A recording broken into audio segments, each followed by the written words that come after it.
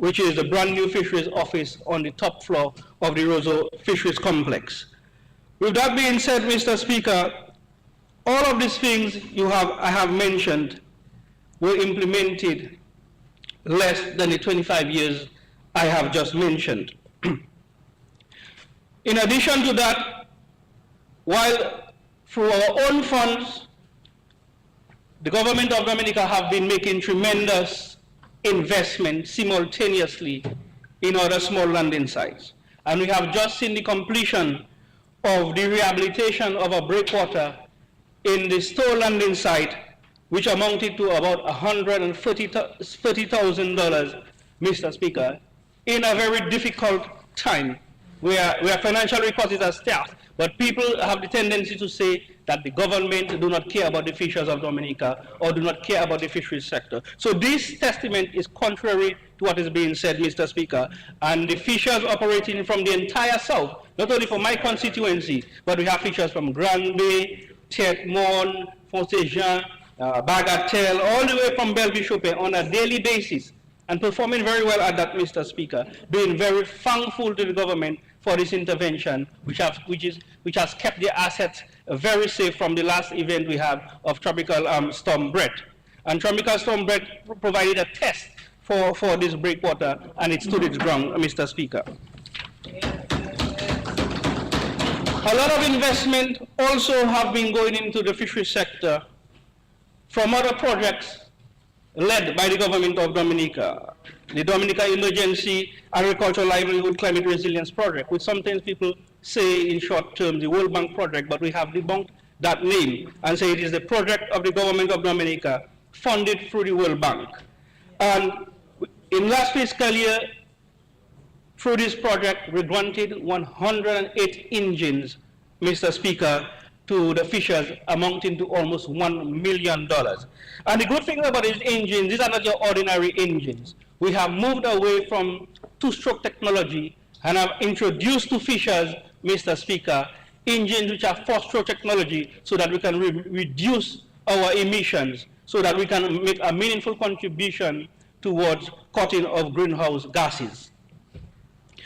Mr. Speaker, in addition, we have been preparing in the past financial year 6 boat builders, building their capacity, providing with much needed tool and equipment, each of them receiving tools and equipment amounting to $13,500 in preparation for a broader upcoming project and capacity into the fisheries sector.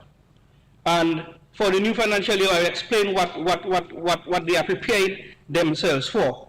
In aquaculture, Mr. Speaker, we have removed ourselves from ground zero to zero aquaculture and post-Hurricane Maria to a moment now where we have at least 10 full-time aquaculture farmers practicing aquaculture, and especially in the production of giant freshwater prawns. Now, this practice is not to be taken lightly, Mr. Speaker, because each of these 10 individuals would have had to capitalize their own farms. And these farms, any of these given farms, Mr. Speaker, will cost in excess of at least $100,000 per farm. So these are individuals who have not only come on board, but have come on board because of the confidence that they have that they will receive their support, and they have been receiving their support from the government of Dominica, specifically the Fisheries Division and its aquaculture unit, in terms of technical assistance, equipment, and other sort of assistance. Because nobody makes investment if they do not have confidence in the market and in the support. So we have at this moment, I will reiterate, 10 full-time farmers investing in the production of giant freshwater prawns. In addition, we have enhanced the capacity of our own hatchery at our Jimit aquaculture site. This hatchery last year producing over 140 post-larvae. This is the small prawns that we donate, that we give to farmers so that they can grow out. And I must say, Mr. Speaker, that each and every farmer who is engaged in aquaculture now have received all of these post-larvae from the government free of charge, Mr. Speaker, amounting to more than $200,000 in terms of the cost of the government producing these post larvae and giving it to farmers as an incentive, subsidizing them so that they can reduce their costs and focus on production free of charge. And in doing so, I must mention, because there is always, the Parliament is the best place, I believe, to give jacket or Jacqueline her lipstick, or a rose, if you may say, to deserving individuals. And I wish to mention that Mr. Dorian Sanford, Mr. Dorian Sanford, yes, from the Kalinago territory, our main aquaculturists, our expert aquaculturists, have been the one leading all of these efforts, Mr. Speaker. A civil servant at the highest level who knows no bound in terms of service, who has worked diligently and hard towards recovery of the aquaculture sector. Mr. Speaker, more broadly, the facility currently concentrates again on another product, while giant freshwater prawn has been the product that we have been pushing, but we are now going to invest in tilapia production. And tilapia production is not only for the market, but we recognize to develop our own resilience as a nation, we have to provide alternative food source. So though we understand we have an abundance of fish, but you never know what could happen.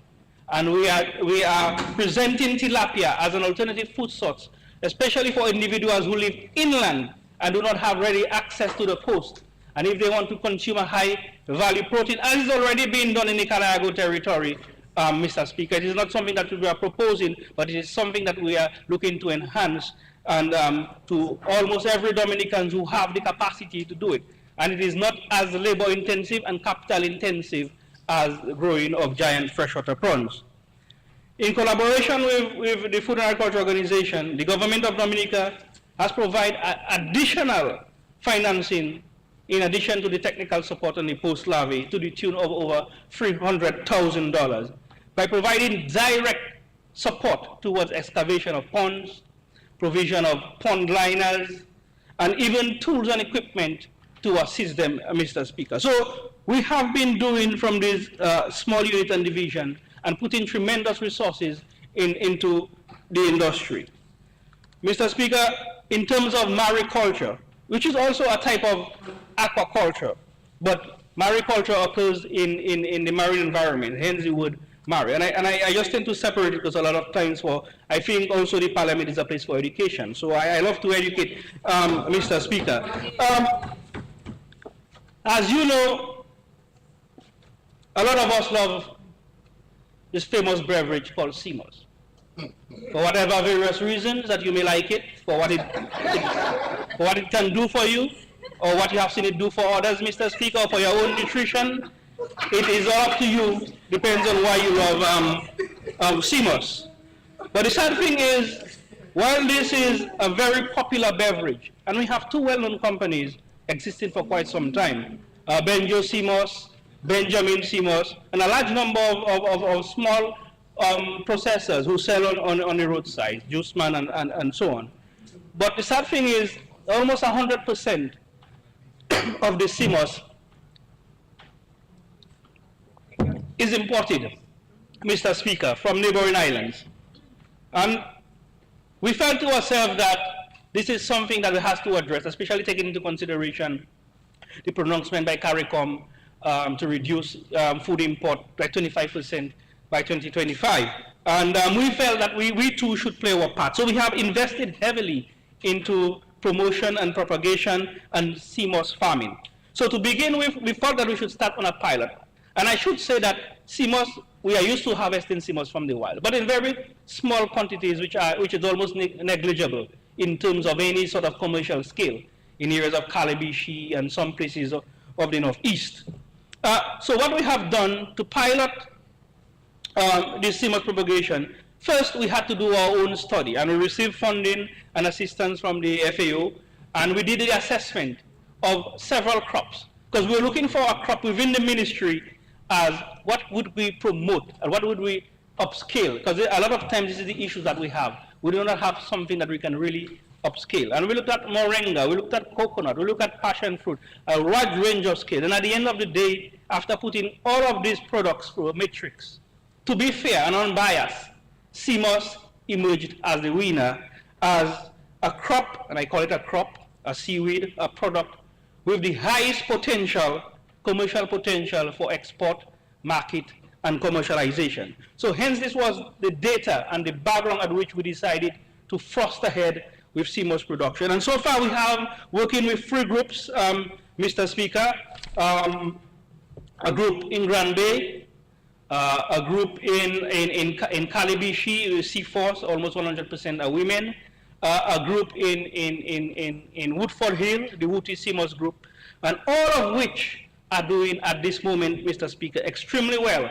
From their first production, yielded 100 pounds per cycle, which is between 4 to 5 weeks or 5 to 6 weeks.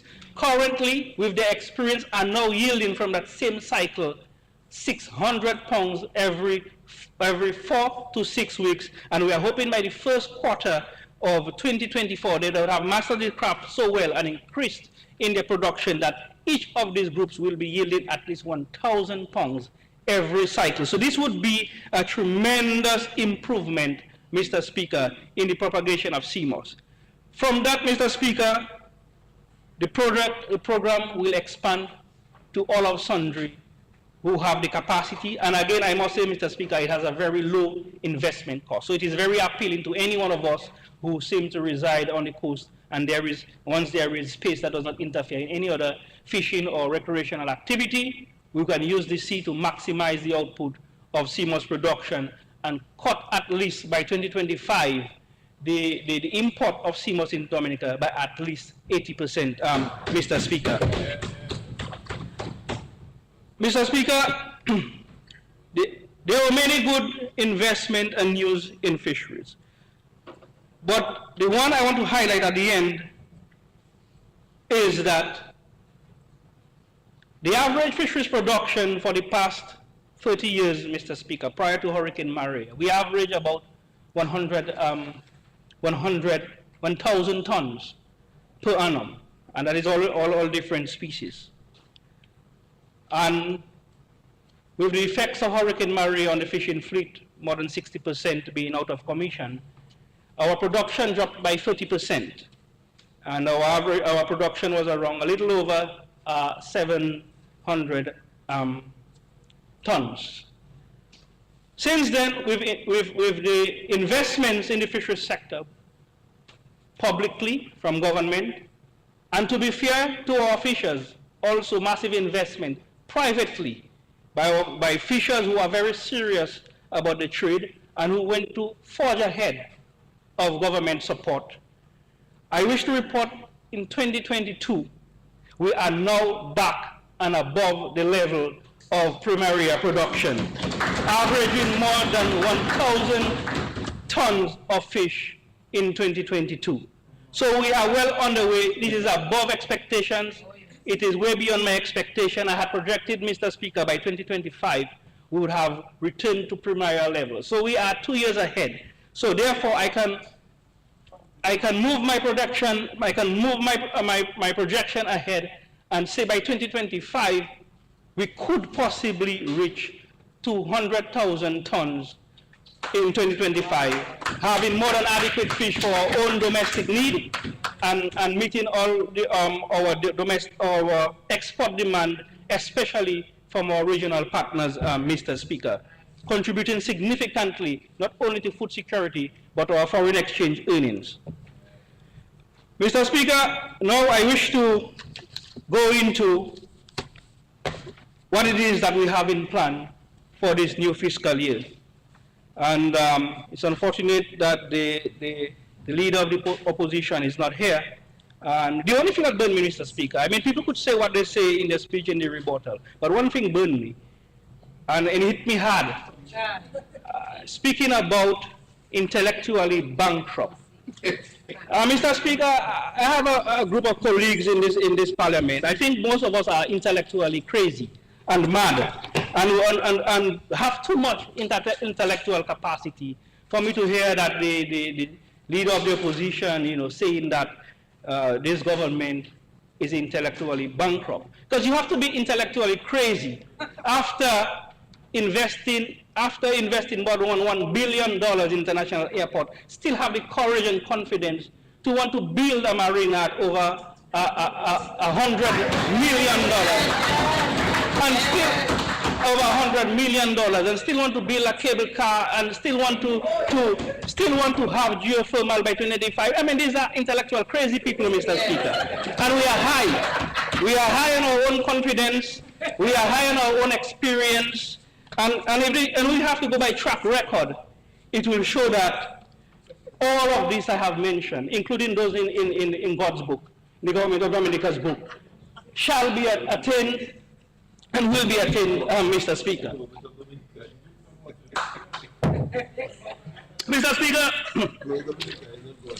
going forward, I also want to thank other members of Parliament and my colleagues, and the Honorable Prime Minister, the leader, the member for VCAS, I should say, and the member also for the Fisheries Constituency for enhancing my budget. Because you heard during the budget presentation the hype on the blue economy and the entire Ministry of Agriculture in general. And when I calculated, Mr. Speaker, because I cannot understand, with such a big book, for days I've been going through it. This morning my daughter was sitting with me at 4 o'clock in the morning. And she thought I was coloring a coloring book, but I have my highlighter, looking at everywhere. And she was helping me to color, Mr. Speaker. She was helping me to color. I would just point to her the relevant areas, and she would color it with the highlighter. And the blue economy, Mr. Speaker, over $115 million in the blue economy in this budget. And thanks to PM, I borrowed this 112 million. I borrowed 1.5 million from my colleague from the Fisheries Constituency for the much needed and timely rehabilitation of the jetty in Anzime. And I added it to my own 2.4 million. Over 16.8% of this entire budget is going to be spent in the blue economy and in salt water. And I say in the salt water, Mr. Speaker, because I like salt. And my former Parliamentary good friend is a doctor. My very good colleague sitting next to me, Dr. Williams, the member for La Plaine, is a doctor. And we have our Minister of Finance, a good friend from the Roseau Valley, is a doctor. So I like salt. So I don't want them to advise me otherwise. So that's why I find it this morning I could not absorb the presentation by the leader of the opposition, because it had no salt, Mr. Speaker. And hence it was not palatable to me, to be honest.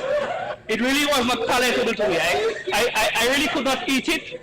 So therefore, because I do not eat it, there is nothing for me to regurgitate. Because you can only regurgitate things that went down, and it didn't go down. So I will continue. I will continue, Mr. Speaker. A very exciting time for the fisheries sector. And I should say the fisheries sector, while I will speak on the blue economy, the other aspects of the blue economy, but the fisheries sector is a pillar of the blue economy, which really cannot be divorced. I mentioned that we have trained, or we were training, or we're improving the standards of 6 boat builders, Mr. Speaker. And they're all competent in their own right. So if you notice, I use the word enhance their capacity. And these 6 individuals are going to build for us in this financial year additional capacity in the fisheries sector. 53 boats, Mr. Speaker. 53 brand new fiberglass boats with improved standards, considering all of the key standards in the world of occupational health and safety. So that if anything were to happen to these boats on sea, Mr. Speaker, they could float until somebody comes to rescue them. And we have put a lot of effort by bringing down all the way from India, Mr. Speaker, all the way from India, a naval architect to assist us with that, Mr. Speaker. And they have trained these 6 individuals very well on top of their skills that they had to produce for us 653 boats.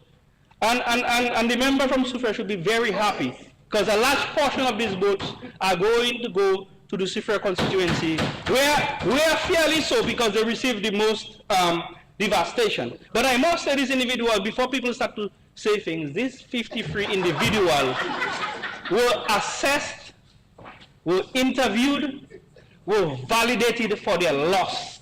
So this is not about the Labour Party government assigning things to people. Vice, Mr. Speaker. So I wanted to make that very clear, so people do not come to me looking for their share.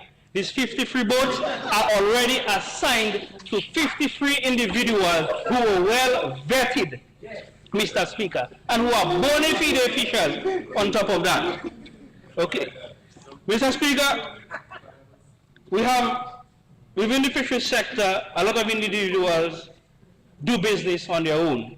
And we always had a long history of cooperative societies, groups, and associations, Mr. Speaker. But along the way, a lot of these organizations have failed along the wayside. And a lot of it has nothing to do with government, but changing time, changing businesses, changing market structure, changing practices. But we don't want to just leave them on their merry and let them die.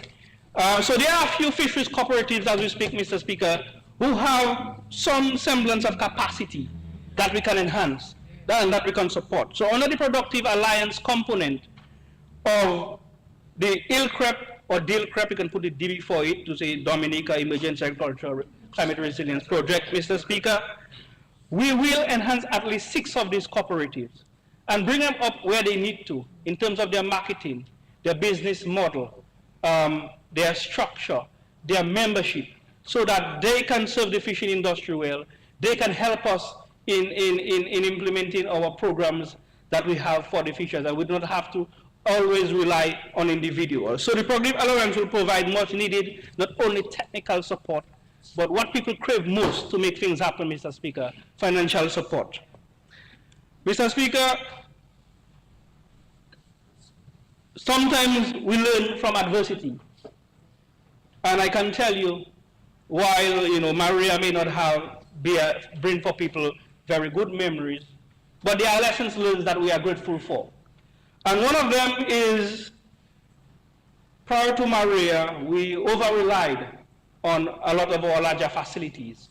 For example, the Roseau Fisheries Complex, the Marigot Fisheries Facility, the Portsmouth Fisheries Facility, to provide most of the services that the fishing sector required, such as ice production capacity, such as fish storage, and so on. So these are the key services. But what we have realized, Mr. Speaker, when we lost the Roseau Fisheries Complex, which had almost maybe 70% of all of the services required for the sector, we found that we were grounded to a halt. And so, but it's not criticism. That is learning from the past. So since then, the government have implemented a policy that we will once again, as we have done before, build the capacity of the organization and groups in the individual smaller landing sites outside of the major one. And we're going to do so in a major way, Mr. Speaker. Or we're going to continue doing so because we have already started doing so. To a number of fish landing sites, we have already provided ice machines. We have already provided ice machines. We have already provided fish handling equipment so that they can sustain themselves in case that we lost the major facility, Mr. Speaker. And in this financial year, we will spend an additional $2.4 million, Mr. Speaker. This is real money that we have already secured to do additional capacity enhancement in Stowe, Soufriere, Scott's Head, Newtown, Fokole, Bioche, Dubla, Mr. Speaker. And in all of these areas, in their own unique way, we will receive interventions in different forms. So for example, in Newtown, we pass by, we see that we have a fish vending area. We'll improve the aesthetics of this area. We'll improve the the health and safety aspect of the area. In also doing that, we'll also increase and improve the occupational health and safety. So all of these areas, Mr. Speaker, will receive intervention of no less than $100,000 injection in every site. Mr. Speaker, in addition to what I have just mentioned, the 2.4 million, Mr. Speaker, there are additional projects which we have secured grant funding for, and which does not fall under the typical PSIP arrangement, but nonetheless, it is much needed grant funding which the government and the ministry have secured. And also these funds will go into some of these same landing sites, Mr. Speaker, to further enhance what this 2.4 million is doing. So for example, we'll do a serious intervention, a further intervention in Mahu, and I hope, and I'm a bit disappointed that the former parliamentary representative from Mahu is not there, because he is there, because I know he has been very hard on my case for a long time, telling me, what about Mahu? Where is Mahu? He's not here in Mahu. So I need to let him know that we'll be having 2 major interventions in Mahu, and the much needed port rehabilitation will come on stream. You have an ice machine, will improve the aesthetics of the entire vending experience in Mahu, former Pal Rep of the Mahu constituency. It's a long time coming, but good things come to those who wait. Yes. Mr. Speaker, again, additional capacity equaling to about 40,000 euros will go into the, about 36,000 euros will go into the community of Layu, and I will say that will significantly boost the capacity of the fishers Layu to do several things, Mr. Speaker. To increase the fish production by the introduction of additional fat technology, and that is to catch the large pelagic species. We will, Mr. Speaker, enhance their own storage capacity so that they do not have to rely on going to Roseau. They could store their own fish for several days, so that will make them independent, and not only independent, Mr. Speaker, will make them resilient. In addition, the historical and cultural TTV sector, Mr. Speaker, which I must admit had received in the past very little attention from the ministry, will now have our much highly anticipated attention, Mr. Speaker. And it's not only in that we will assist the individuals who are involved in that industry, but we are now preparing ourselves so that we can collect the necessary information and data from this industry to inform future policies going forward as to how we protect and conserve and manage this cultural industry, Mr. Speaker. So there are many exciting things, Mr. Speaker, I have just mentioned that will come to the fisheries industry. In addition, I want to say all of these interventions will put us well on our way towards contributing to the overall policy target of 700 million by 2030. It is very ambitious, but we are known to be a government and a parliament that is very ambitious in achieving high targets.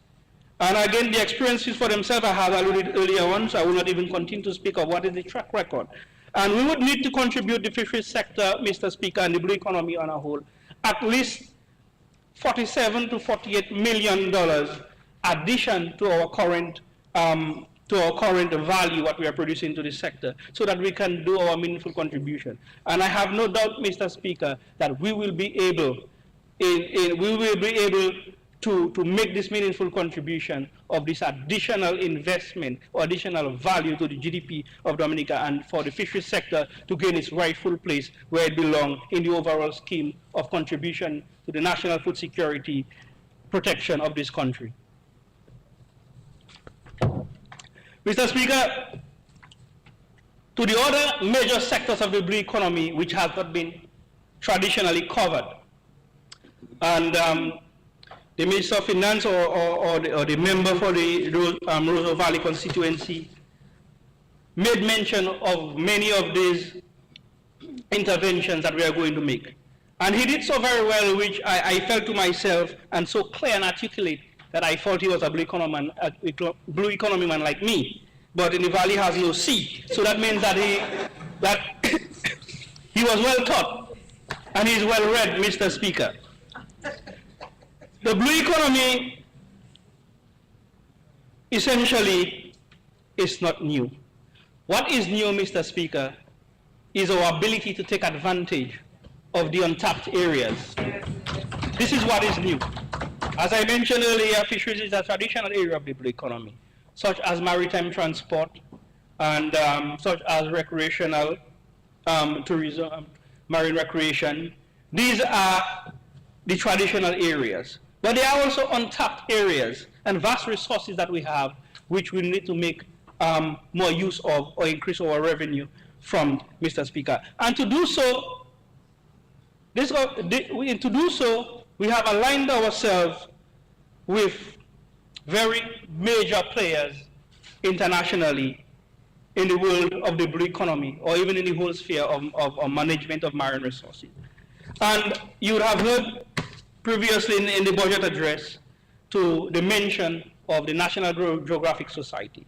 And anybody here who watch anything other than Netflix or African movies, and who look for educational things to watch, you would know of, Mr. Speaker, you would know of the National Geographic Society, an institution that is well known for its science, an institution that is well known for world explorers, and an institution that exists for over 100 years. So when you have a partner like that, Mr. Speaker, willing to partner with you, willing to put in the necessary investment, funding, into assessment last year, or is it this year, last year, of the entire coastal marine environment of Dominica, Mr. Speaker, you can say that we have a positive partner. And Mr. Speaker, after these assessments, in consultation and collaboration, in discussion with National Geographic, we have proposed a number of initiatives that will significantly increase our revenue from our blue space. And you heard mention of, Mr. Speaker, the creation of the world first ever sperm whale marine reserve. And for those of us who are really not familiar with the sperm whales, and I like the word, I mean, but think of, again, those of us who wish to watch a bit more than Netflix and African movies, the importance of what the... Which word you like? Netflix, Mr. Speaker. Look at towards what is happening in Rwanda.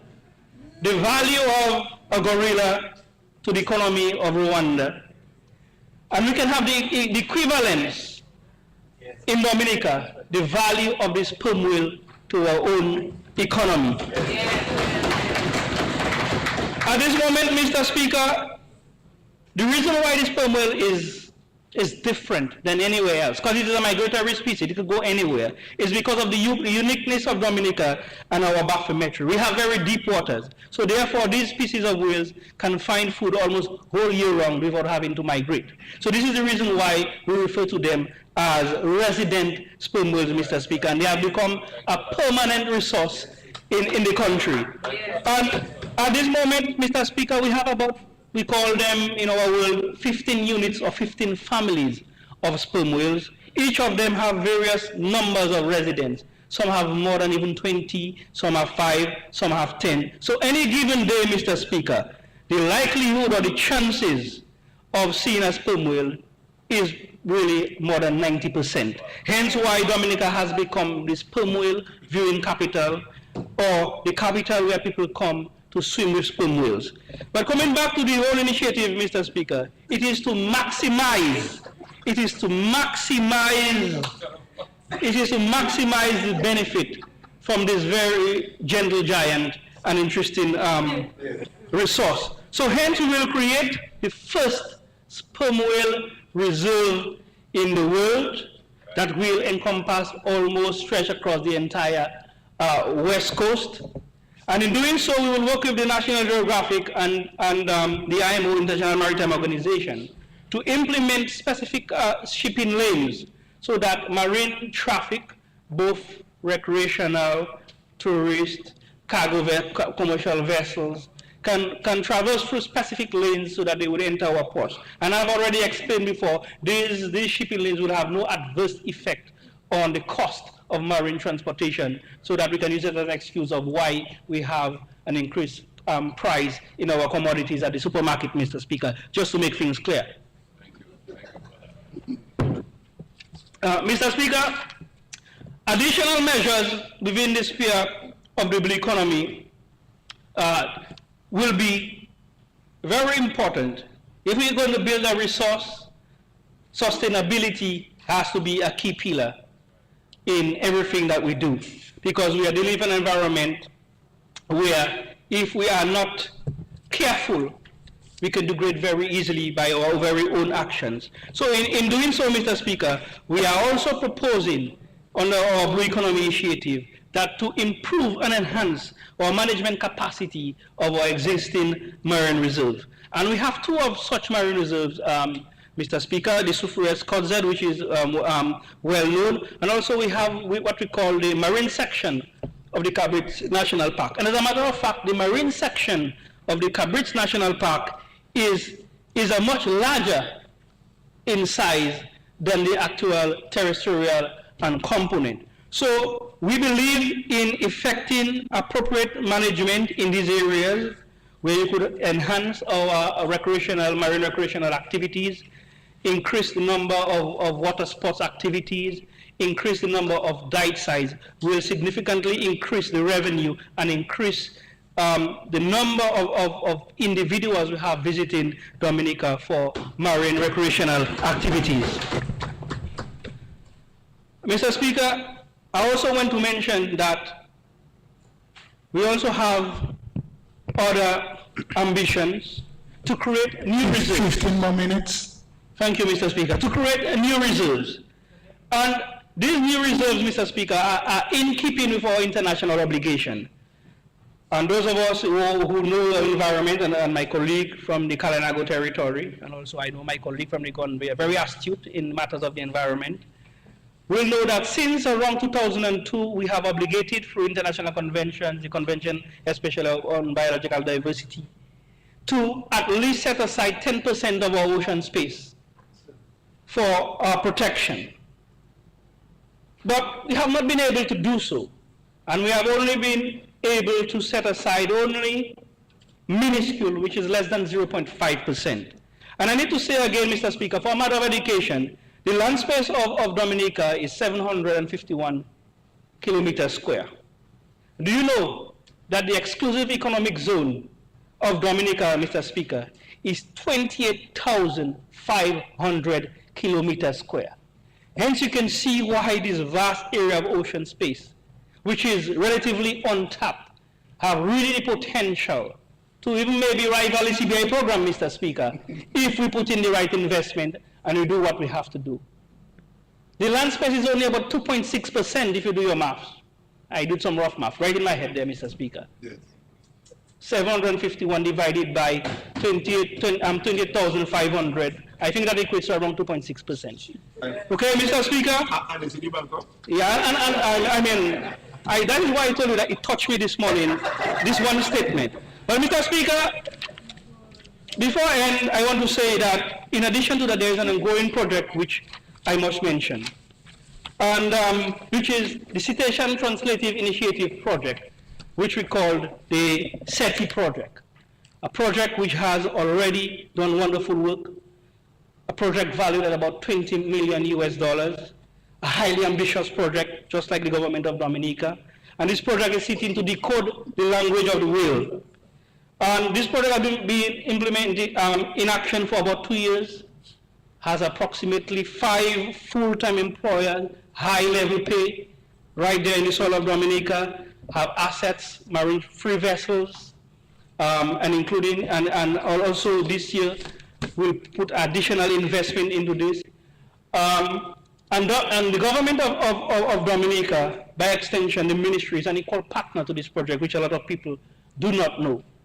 And in this coming fiscal year, Mr. Speaker, we will bring over 25, and I believe it's more than 25, of the world's best in information technology, in robotics, in AI, to Dominica through this Citation Translative Initiative Project Dominica. And we are talking people from MIT, Berkeley, Harvard, Amazon, and all of the top institutions in the United States you can think of are currently engaged in this project. And at this moment, as we speak, we have a full-fledged functioning robotics lab at the Harvard University, specifically dedicated for this project that is based and being operated in Dominica, Mr. Speaker.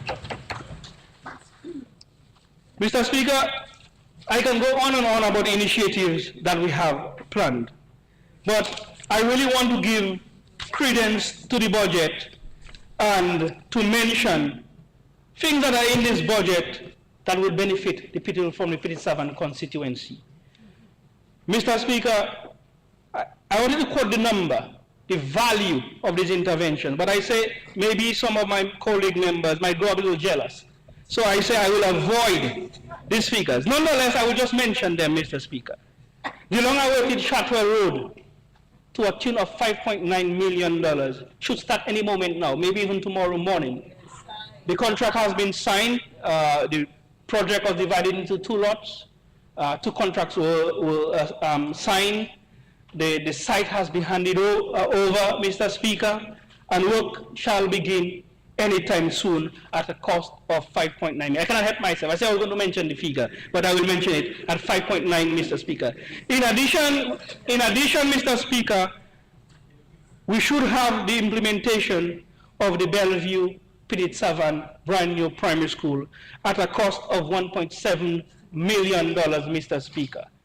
And Minister for Education or the member from Castlebrose will say more about it, because I don't want to take too much wind from what she has to say, but I must mention that this will bring a much needed relief to the children of Petite Savane who have to travel to Buffet State, and much needed relief to the students of the Bellevue area who their classes are a bit separated, and to bring some structure and to bring learning into an area which is ambient, so that we can hone and the skills that we will need for the future of this country, Mr. Speaker.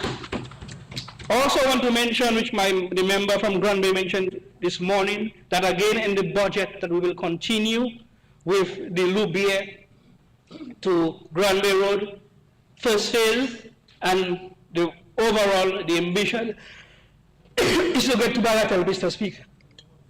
The water is finished. You have a bear with me 1 minute? For me to recharge?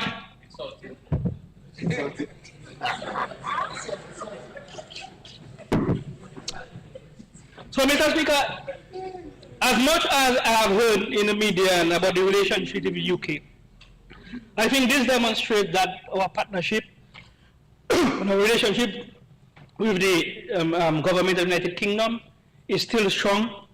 So this project will forge ahead. And I believe in a press conference recently, the Prime Minister explained the delay. And that is what I like, again, from the contribution from the member from Granby this morning. It was honest. He was honest about the things that were lacking. He was honest about the things that would hurt us. He was honest about the challenges that we had. And the Prime Minister, I will say, have explained to the public in a recent press conference as to the reason for the delay in implementation of the road. And I believe in this financial year, we'll get over the delays and implement. And finally, Mr. Speaker, I want to say, the much talked about the rejoining of the Petite Savane and the Dalis area. And again, my colleague from the Lapin constituency will also mention, but I want to say this fiscal year, it was never mentioned before, I must say, Mr. Speaker. So there was talks and rumors as if government will never do it. But I want to say to these naysayers, Mr. Speaker, government will do it. And even if we do it incrementally, but we will begin this financial year and do what we can, Mr. Speaker, so that the entire country will be connected once more through the Petit Savant area, Mr. Speaker. In a nutshell, Mr. Speaker, I could say much more, because this budget, or this book from God, I believe, yes, this book from God, the government of Dominica, I believe has all of these solutions going forward, so that we can have an economy that is rebounded, and people can get, there are things, different strokes, how did they say it? There are different strokes for different folks in this budget, Mr. Speaker.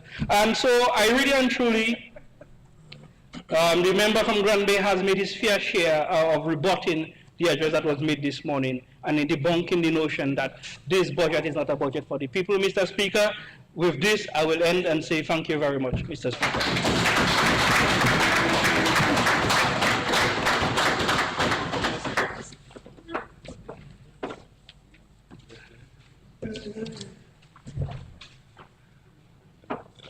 Grant not going?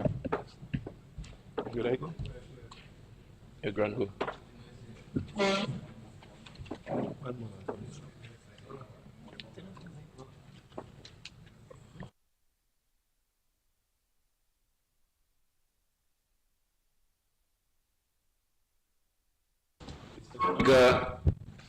I advise that the House be suspended for dinner and we can resume at 8 or 7:30 p.m.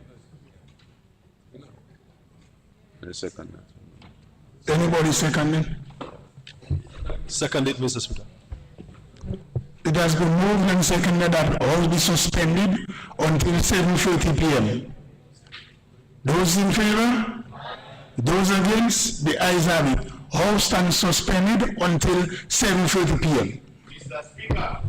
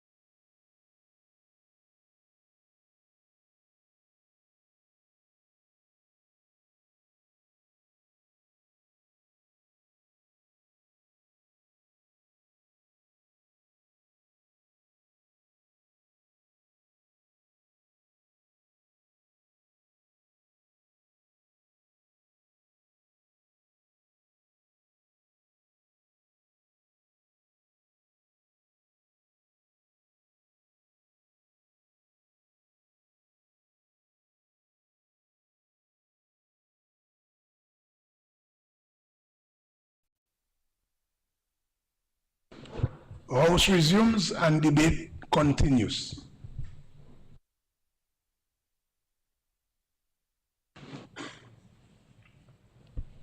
Yes, Honorable Grant, I recognize you. You may proceed. Thank you, Mr. Speaker. As we embark on this journey for the development and the creation of a better way for Dominica, it gives me great pleasure to stand here this evening and give my unconditional support to the budgetary estimates for the fiscal year 2023-2024. Mr. Speaker, I would like to take this opportunity to commend the Honorable Dr. Irvin McIntyre for his stewardship thus far. During the COVID pandemic, Mr. Speaker, his leadership of the Ministry of Health kept the country safe. It kept the country hopeful, and we maneuvered out of a situation we have never experienced before. We are therefore confident that his talent will be demonstrated in his new role as Minister for Finance. Mr. Speaker, I would like to use this opportunity to thank my former cabinet colleagues and parliamentary colleagues for their support during the last fiscal year. Reginald Ostry, Ian Douglas, Kenneth Daru, Lady Daniel, and Roslyn Paul, Mr. Speaker. Their leadership and guidance is deeply appreciated. Mr. Speaker, I also would like to thank and look forward to the 2023-2024 fiscal year with my new cabinet colleagues, Mr. Speaker, as we develop the country that we so love. To the Honorable Prime Minister, on behalf of the West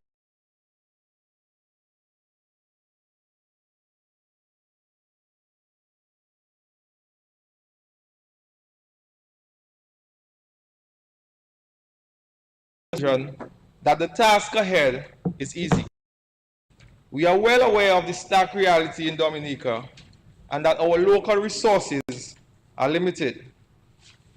However, all conscientious, fair, and right-thinking Dominican will acknowledge there are tremendous challenges we have faced over the last 2 decades include natural disasters, economic recession, the COVID-19 pandemic, the Russian-Ukraine war, just to name a few, Mr. Speaker.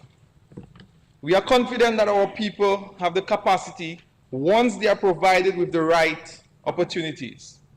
In this administration, we hold fast the belief that our people are strong and that they are the center of our development policies. We are a government for all citizens and residents of the Commonwealth of Dominica, regardless of their race, nationality, creed, or political persuasions, Mr. Speaker. Based on experience, we know that if we grow and develop our economy in a manner that will bring tangible benefits to our people, we must encourage foreign direct investments. But, Mr. Speaker, at the heart of our development is our programs and policies, as we have seen over the last 23 years. Mr. Speaker, the Inter-American Development Bank recently stressed digitization of services has the potential to boost economic activity. In October 2022, the IMF published a working paper which states that the subject was whether or not digitization improved economic resilience and mitigating scarring. Mr. Speaker, data from over 24,000 firms in 75 countries prove that businesses and industries harnessing digital technology can unlock productivity gains through instances where automation are better able to connect customers and employees. Mr. Speaker, the ECCB, in a blog posted October 21, stated that the acceleration of the adoption and or use of technologies is paramount. Mr. Speaker, this is why, through a loan of $28 million, in what this government is calling the Digital Transformation Project, we are seeking to develop this sector. Through the Digital Transformation Project, for example, the tourism sector, which we have already implemented what we call the e-card, the online immigration and customs card. Mr. Speaker, later on in this fiscal year, we will be installing and implementing e-gate. What this simply is, Mr. Speaker, you swipe your passport and you go to customs to clear your baggage. Mr. Speaker, what this means is that immigration now has less work and the visitor experience is enhanced through technology. This project has three main components. Component one will strengthen the framework that will allow for modernization of the public service to deliver across the entire government system. The second component will leverage on the first component, enabling the digital environment to adopt technologies that will deliver to a group of high priority services and citizens. The third and final component will introduce a comprehensive package for education, training, and initiatives that will prepare the public officers and citizens to efficiently function and be productive in the new transformative digital paradigm. One of the key areas, Mr. Speaker, of this project is digital literacy. So over the last several months, the ministry has embarked on several training programs for public officers, the elderly, the youth, and for citizens to ensure that they are able to function and be productive in this sector. In the last fiscal year, Mr. Speaker, we commissioned a total of 15 innovation hubs across the country. Mr. Speaker, these state-of-the-art hubs are equipped with training equipment that would breed a new cadre of young professionals within the industry. To date, we have trained hundreds of citizens across various fields, including web programming and development. Additionally, Mr. Speaker, the hubs will serve as a venue where young people can come in and pitch their ideas to international, regional, and local stakeholders, Mr. Speaker. And this is something that the new generation should look forward to. Another key component of this project, Mr. Speaker, is the implementation of a new tax system. What this means, filing your taxes and viewing your taxes in real time, Mr. Speaker, and that also will reduce the cost on the Inland Revenue, Mr. Speaker, in terms of the manner in which they deal with customers. Mr. Speaker, one of the largest components of this project is the health management system. Mr. Speaker, page 29 and 30 of this year's budget explain this very well, Mr. Speaker, and Dr. Mark, the member for the Rosa Valley, did an excellent job. But Mr. Speaker, if we were to put this in context, recently I was having a discussion with my labor women's group, Mr. Speaker, and to encourage them to be part of the digital space. So in explaining the health system, Mr. Speaker, what does that mean for the ordinary person? So you have somebody in the Wesley Woodford Hill area who is ill. You go to the Woodford Hill Health Center or the Wesley Health Center. For whatever reason, on the visit, you are transferred to the Dominica China Friendship Hospital. On giving your name, Mr. Speaker, the hospital is able to pull up all your information, your date of birth and your previous history in terms of your medication and previous visits you may have had with the institution, the Dominica China Friendship Hospital, Mr. Speaker. So, Mr. Speaker, this is essential to improving our health services, Mr. Speaker, and the Minister for Health, Honorable Laville, will go into more detail about this. Mr. Speaker, another interesting component of this project is the e-payment service for government services. Mr. Speaker, to put it in one of the more common examples, you no longer have to go to the Treasury to pay $150 for your passport renewal. You could sit at your home, pay online, print your receipt, and take your form in to the immigration department. And this is what we are doing when we say that we are doing business not just in Dominica, but with the government much easier, Mr. Speaker. Mr. Speaker, we are looking to develop our small businesses under the digital transformation project. So we will be working with a number of small businesses to ensure that they can create codes. So a small agro-processor could generate a QR code. This could be part of their labeling. And for purchasers, could scan the code, you could get information about the vendor, where they are located, what other products they have on display. And in some instances, Mr. Speaker, which the game changer is that you could pay the vendor. And this is something that we are working on currently, and I think this would enhance our locals in terms of the small businesses, and I think that this is something that we should be very excited about, Mr. Speaker. Under this project, we will not be only buying software, we will not only be buying hardware, but we will be developing the capacity of our small business persons. So what you will find, Mr. Speaker, in the coming weeks, we will be launching the small business grant. In this grant, what happens is that a small business could get up to 27,000 Eastern Caribbean dollars, Mr. Speaker, for digitization of their small business.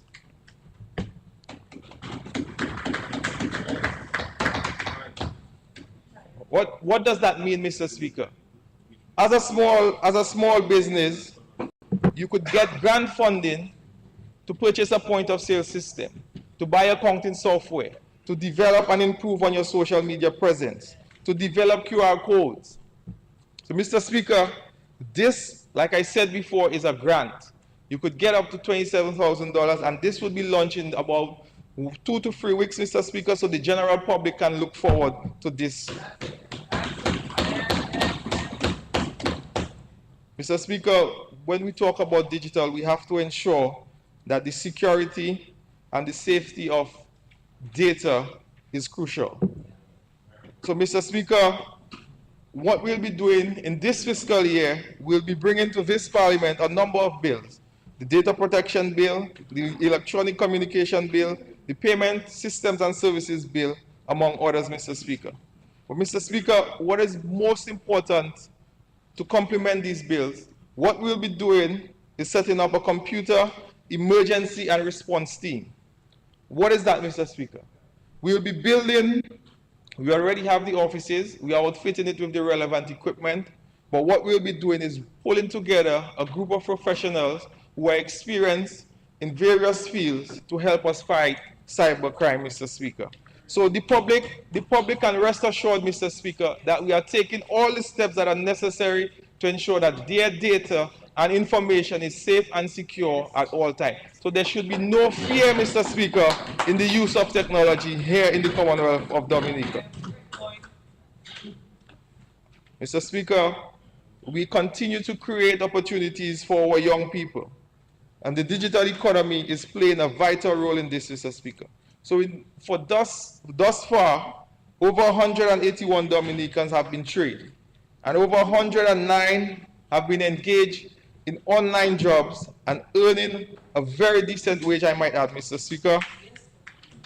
As we speak, we currently have 60 persons who are engaged in online training in a 12-week program, and soon, Mr. Speaker, they will be finding jobs online.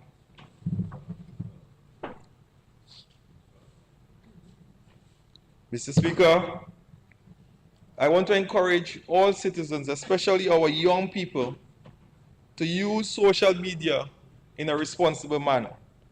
It is very expensive, if not impossible, to delete the material that you put online. And I want to urge the general public, Mr. Speaker, to use the internet and the opportunities that are before us for networking, but more importantly, Mr. Speaker, to make money.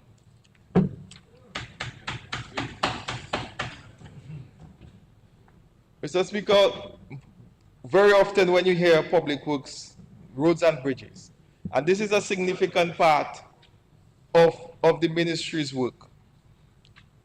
So over the last fiscal year, Mr. Speaker, COVID-19, the Russian-Ukraine war, led to delays in the East Coast Road project, Mr. Speaker.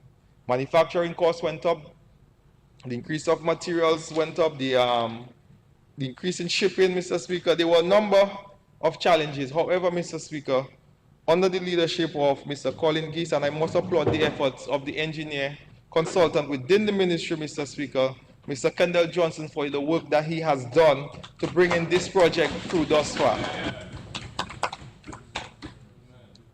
Mr. Speaker,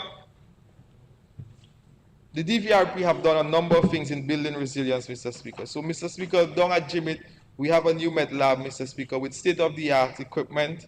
We have also established our national soils and survey mapping. To build all these things, Mr. Speaker, is in building resilience. Mr. Speaker, I'm not going to go into details of the East Coast Road project. My colleague, Honorable Frederick and Honorable Alfred, will go into more details, Mr. Speaker, of that specific project. Mr. Speaker, but as Minister, I would just like to take this opportunity to express my thanks to the good people of Casirus and the Kalinago territory for their patience during this time. I want to reassure them that once complete, the benefits from this project will far outweigh the small and minor discomforts that they have experienced. Mr. Speaker, the member for Granby and the member for Petit Savan spoke of the Bagatelle, Lubia to Bagatelle Road. Mr. Speaker, just to remind the public that this road is an $85 million grant from the UK government, Mr. Speaker. We have to get some additional funding because the reality of it is, from Maria to now, the cost of building roads and bridges have gone up significantly. However, this government is committed to the reconstruction of this road, and we should see work commence in this fiscal year. Mr. Speaker, I assure my colleague, Honorable Lloyd, will speak to the Layo Valley Road project. The immense appreciation the farmers and users of that road have, Mr. Speaker. It only takes now 5 minutes from Layo Bridge to the York Valley Bridge, and I just want to assure the Dominica public that the York Valley Bridge Road to the Sultan Warner Junction is under assessment, and we're hoping to do some rehabilitation on that road within this fiscal year, Mr. Speaker. Mr. Speaker, climate change have affected not just Dominica, but the world. So we have a number of interventions that we, as a government, we are committed to getting done. So, Mr. Speaker, I would just like to note that the Red Gully area, the Bells retaining wall, and there are a number of other critical areas, the Hampstead Bridge, all these areas, Mr. Speaker, remain a priority for this government, and we'll be tackling them one by one.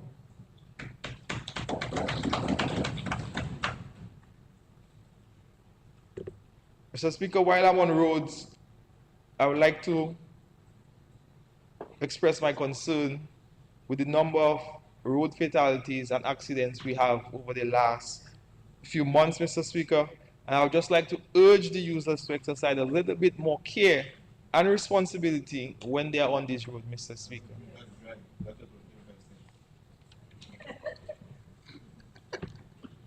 Mr. Speaker, within the Ministry of Public Works, we have a small division, a group of hardworking young men and senior fellows, Mr. Speaker, called the Electrical Division. Now, within that division, during the last fiscal year, we tested and passed 2,121 electrical systems, Madam Speaker, or homes. Now, you might say, what, Mr. Speaker, what are these figures? Over 2,000 electrical tests, Mr. Speaker. It means, Mr. Speaker, that there are new connections. New connection means new homes, new businesses. And something that is popping up right now, Mr. Speaker, is the Airbnb. So you have garages turning into businesses. And so you have a separate connection for these. So the 2,100 means, Mr. Speaker, is just another indication that the economy is growing and persons are investing. Mr. Speaker, we have a small team of dedicated engineers within our technical services division, Mr. Speaker. a group of hardworking young men and individuals, and we have a few women with us, Mr. Speaker.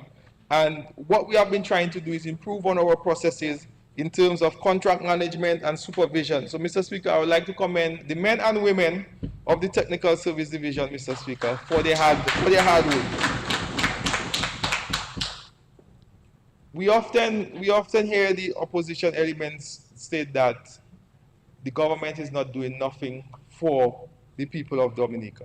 I would like to take this opportunity to speak of it's a small part of our ministry. Well, it's a significant part actually, where public utilities. Well, Minister Lockhart is the one responsible for this, and she will go into more details. But I would just like to point out a few things, Mr. Speaker. We have $10 internet service, what we call Net for All. So you have low incomes, which is less than 2,500, paying $10 for internet. What is the standard price or the regular price of an internet connection? You're looking at $120, $110. Now, if you're paying $10, Mr. Speaker, it means that you now have an extra $100 in your pocket. And those are the interventions that we speak of when we talk about improving the lives of persons. So in addition to having broadband coverage across the country, we are now providing internet service for low-income households, Mr. Speaker, less than what the normal rate is. So we are paying, persons are paying $10, Mr. Speaker, for broadband service.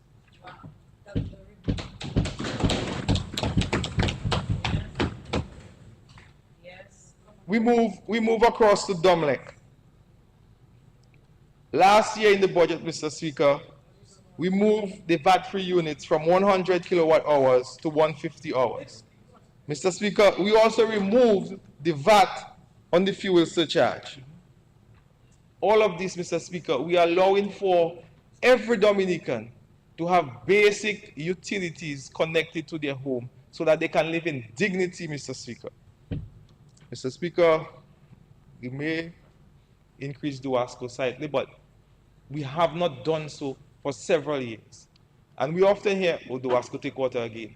But it is very costly, Mr. Speaker, in terms of the maintenance of these pipes. So there might be a small increase, Mr. Speaker, but we have hesitated doing this for several months because we understand what it is, Mr. Speaker, to have basic utilities connected to the homes of every Dominican.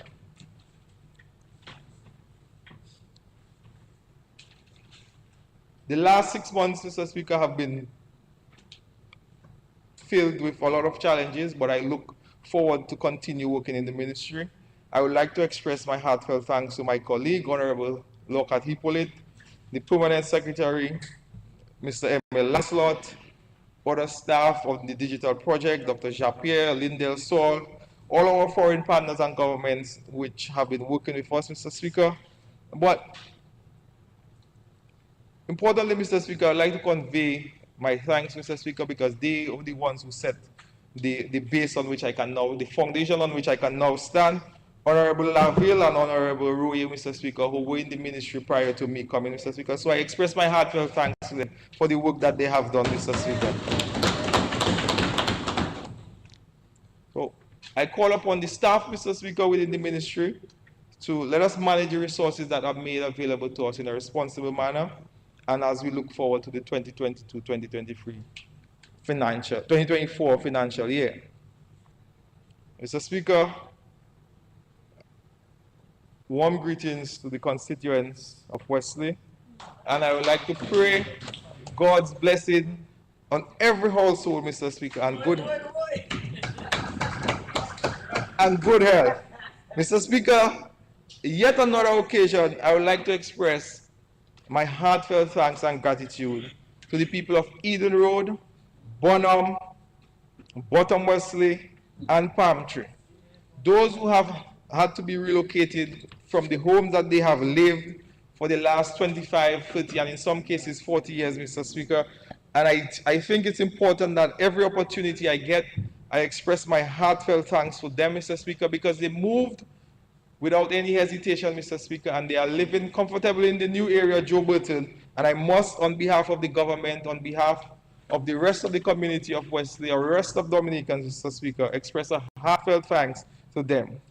I am filled with admiration and respect for these people, Mr. Speaker, because it's not easy to give up your home after 30 years and move to a new location. But, Mr. Speaker, in moving, most of the person within the constituency are saying, Parep, we understand and we know that there are challenges, but we are looking forward to the international airport. There have been a lot of noise about the trucks in the village, the potholes. Mr. Speaker, we have found a new route, and the trucks are no longer passing in the middle of the village. So there's less noise pollution. And let me just say that it's an interim measure when we use the village because time was against us. We have now found a new route.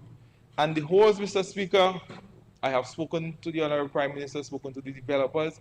In the coming weeks, we'll be cleaning the village of all the mud that is currently there and repairing all the potholes, which are in the community as we speak, Mr. Speaker. So there will be a massive cleaning and restoration of the roads within the constituency of Wesley. We would hear all the noise, but we don't hear persons shouting. Of the over 50 persons from my constituency who are employed, you have tradesmen, you have laborers, you have truck drivers, you have cleaner, and other support staff. Everyone is taking to Facebook, Mr. Speaker. They will make all sorts of posts, they will make all sorts of lives, but Mr. Speaker, you never hear them say that the shops, the restaurants, and every individual in Wesley is making money. Mr. Speaker, if you are a salesman on a bus or a truck, you look forward to coming to Wesley because your sales are high right now, Mr. Speaker. And you only have high sales because you have high consumption. And you have high consumption because persons are spending money.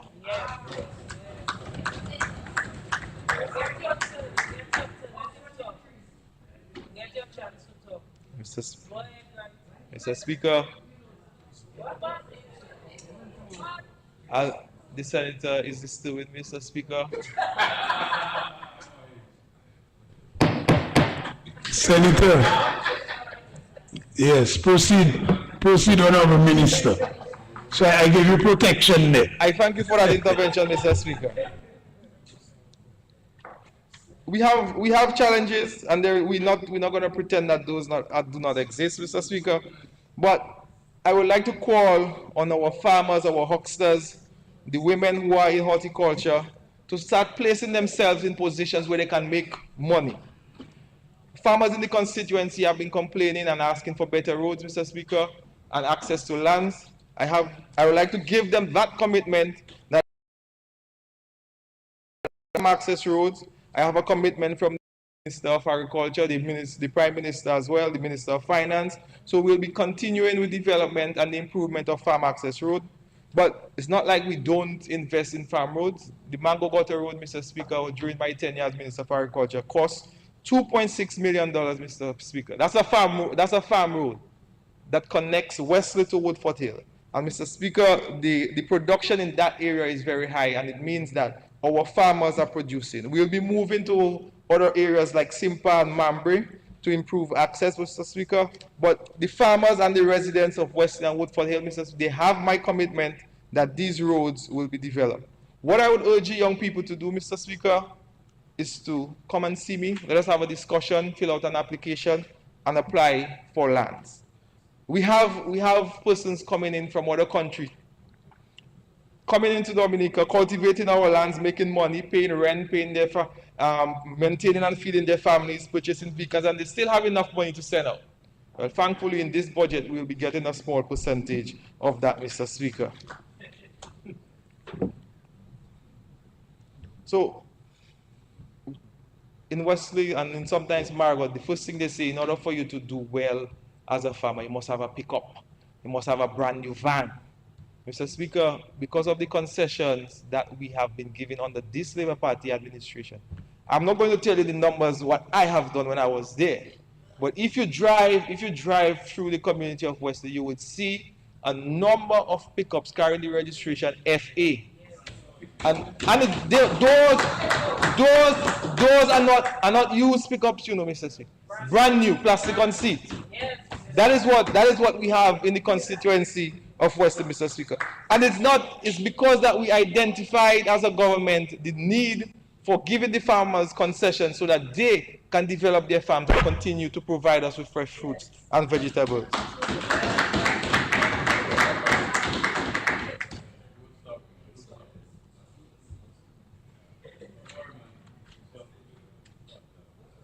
As part of Mr. Speaker, there are a number of initiatives that I will be revamping in this fiscal year. We'll be making some changes.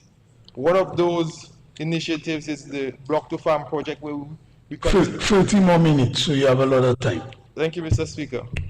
Where we'll be providing and continue to provide the markets with fresh fruits and vegetables. There's a demand locally for cantaloupe, bell peppers, Mr. Speaker, and the list goes on. I mean, we cannot supply, so we will be making some upgrades, Mr. Speaker. I think that is something that the general public can look forward to coming out of the Wesley constituency. My passion as parliamentary representative is creating opportunity for my constituents where they can earn a sustainable living. So,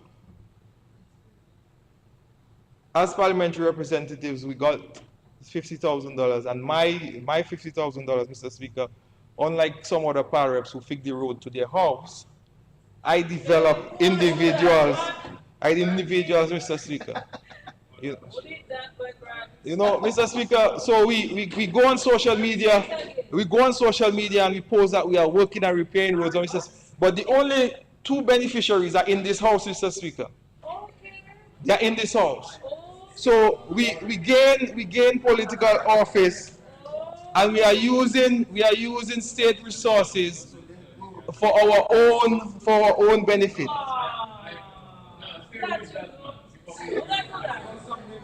The member from Margaret, Mr. Speaker. Mr. Speaker, it's not improper motive, Mr. Speaker.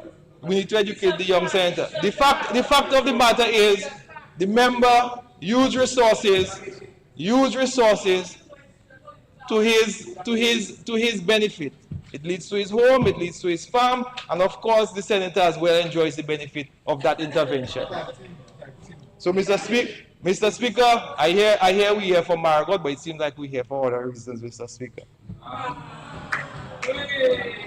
So Mr. Speaker, my interventions were to develop the small agro-processors. So Mr. Speaker, what I've been doing is you buying bottles, you buying labels so that they can create a sustainable living for themselves. A number of my constituents, Mr. Speaker, have benefited from the 2% loan at the aid bank, and this is something that this government has put in place. We heard the Minister for Finance as to how well that facility is doing.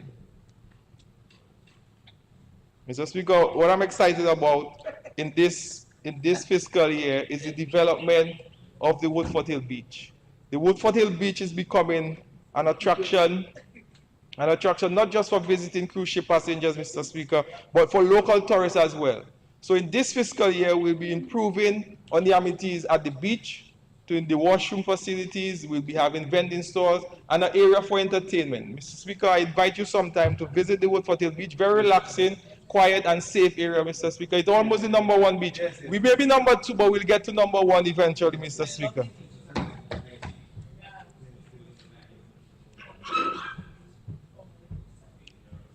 It's also a safe beach, Mr. Speaker. But if you don't live in the constituency or in the northeast, you will not know that, Mr. Speaker. So,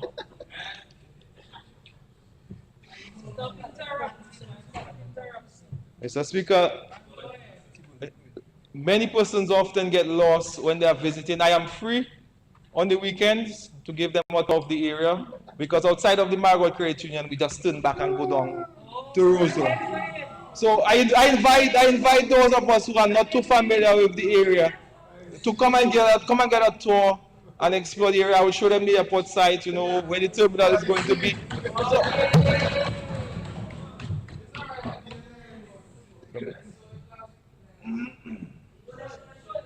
I've heard people wondering and got lost, Mr. Speaker. That's what we are trying to avoid. So that's why I'm offering my services to them.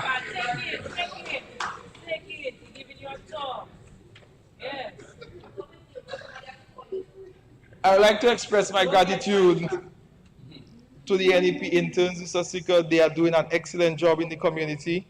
And we are stronger in the Wesley constituency because of the work of the Yes We Care providers and the interns, our beautification crew, and the rest of the interns who are diligent, Mr. Speaker, and they earn, I must say, Mr. Speaker, they earn their wage. And I am very proud of them, Mr. Speaker.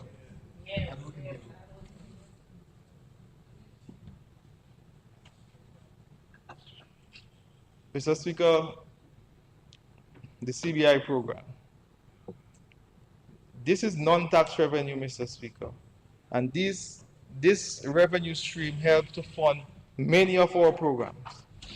The NEP in the Wesley constituency provides numerous benefits for the shops. A number of single men and women, Mr. Speaker, continue to work. We have just over 100 persons who are elderly, bedridden, and are provided for. This is at no cost to them or their families. The Yes We Care, Mr. Speaker, and I think sometimes we just look at these programs as, or a Labour Party thing or a party, but the benefits, when you speak and you visit to some of the elderly and they explain to you that I haven't seen my own children in months, I haven't seen nobody in months. All I know, Mr. Speaker, at some point in the day or the week, I will receive attention from a Yes We Care provider, Mr. Speaker. This is something that has to be commended. Another initiative, Mr. Speaker, I'm proud of to be part of this government is the over 65 pension. Now, if we take in context, most persons who are benefiting from this program would be nearing retirement when this government would have come into power. So, had it not been for that non-contributory pension, these persons would not be receiving any money on a monthly basis. So, and it's not no fault of this government, Mr. Speaker, it would be due to the governments before. But we recognizing that there is a need, put measures in place to ensure that they benefit. Mr. Speaker, a number of my constituents continue to receive financial assistance for medical and other emergencies. Again, Mr. Speaker, largely due to the CBI funds, and we have to be thankful for this. We often hear there are other countries who have this, they have that, and they are better than. But Mr. Speaker, what makes this government, this Dominica Labour Party stand out is that we continue to look after the most vulnerable in our society, and we continue to provide education grants, we continue to provide a number of areas, a number of assistance to them, Mr. Speaker. So one of the areas, Mr. Speaker, that is most touching to me is the financial assistance for education. For some of us who went to university in 2003 and before that, you would have to go to the bank and take a loan. And that loan would be at 10%. Now, in 2003, taking $100,000 at 10%, Mr. Speaker, some persons would have been, you would have been better off building a house.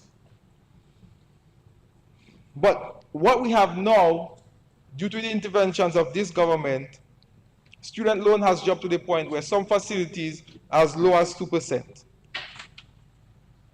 The Labour Party changed the way that persons viewed education. So we have hundreds of Dominicans who would have received part of full funding for masters, bachelors, PhD, all funded, Mr. Speaker, by the Citizenship by Investment Program, Mr. Speaker. And this is something that we must be proud of and applaud the Dominica Labour Party for, Mr. Speaker. In the budget, Mr. Speaker, there are policies, there are figures. But what will stay with us is not the figures, Mr. Speaker. It's the policies that this government have introduced and implemented that will change the lives, and we'll remember them for many decades to come. And some of us, we sometimes tend to forget or pretend to forget very quickly. I mean, just a few years, less than 2 years ago, Mr. Speaker, Dominica Labour Party administration, we gave 40% off student loans. It's something that we often disregard, but Mr. Speaker, it's important, and I will explain why an intervention like that was important. Last month, Mr. Speaker, we often hear about, boy, I want to go to America, I'm waiting for my green card. The great US of A, Mr. Speaker, the great US of A, the Supreme Court, struck down Joe Biden's proposal to wipe out billions in student loans. So normally an American would have gotten $10,000, $20,000 off. But this Labour Party administration, our honorable Prime Minister, gave 40% off on student loans for students returning to Dominica. Mr. Speaker, this is what we use our CBI funds for, the development of people, the development of our human resource, Mr. Speaker. So many of us get 4%, Mr. Speaker. I think I heard the senator say, yes, I get it too. So, and she's smiling, Mr. Speaker. She got it as well, you know. But Mr. Speaker, a little gratitude, thank you. That's what we are asking, Mr. Speaker. But Mr. Speaker, there are a number of initiatives that we should be proud of moving forward, Mr. Speaker. And the constituency of Wesley is enjoying all these benefits. So we have the reduction in transfer fees, Mr. Speaker. We have $10,000 to first-time owners. Mr. Speaker, somewhere 2010, first mortgage was 7.5%. Now we have mortgages dropped to 4.5%, Mr. Speaker. If you look and you do the calculation, 3%, 1% of several $100,000, Mr. Speaker, is a significant saving. And that is the kind of environment the Dominica Labour Party has created. So yes, Mr. Speaker, we are giving homes to individuals who are in need. But persons who can afford, Mr. Speaker, we are also creating an environment where they too can go to the bank and finance their own homes at reduced and concessionary rates, Mr. Speaker. And it's because of the policies that we have put in place over time that we can now enjoy these benefits, Mr. Speaker.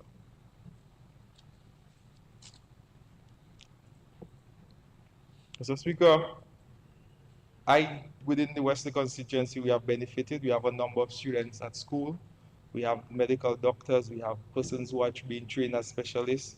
And it fills my heart, Mr. Speaker, when they send a little message, thank you, Parrep, I graduated, thank you, Parrep, I'll be finishing in 1 year. And they come back and they make a contribution, not only to the constituency, the community, but the country by large, Mr. Speaker. And I thank them for doing so, Mr. Speaker.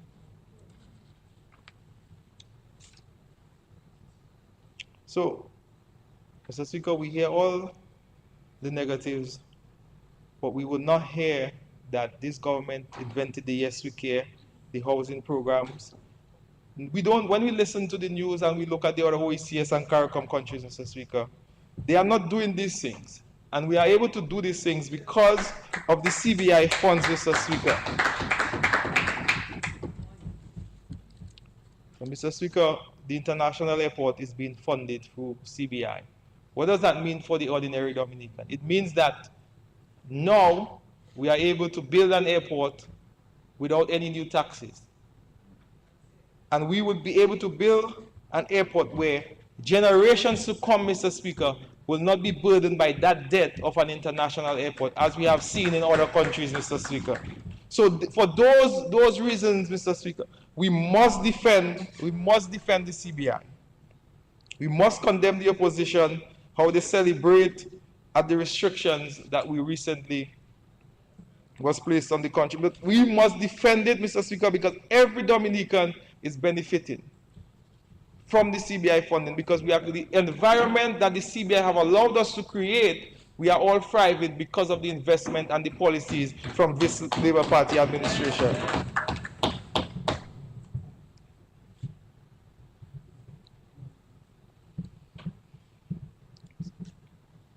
Mr. Speaker,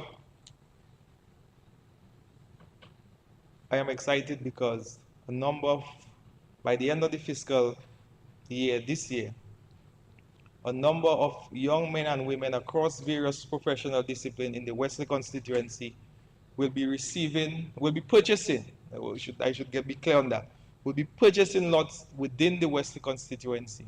So you find in the Joe Burton area, we'll be selling lots. In an area that we call Jumpy Peace, we'll be selling lots.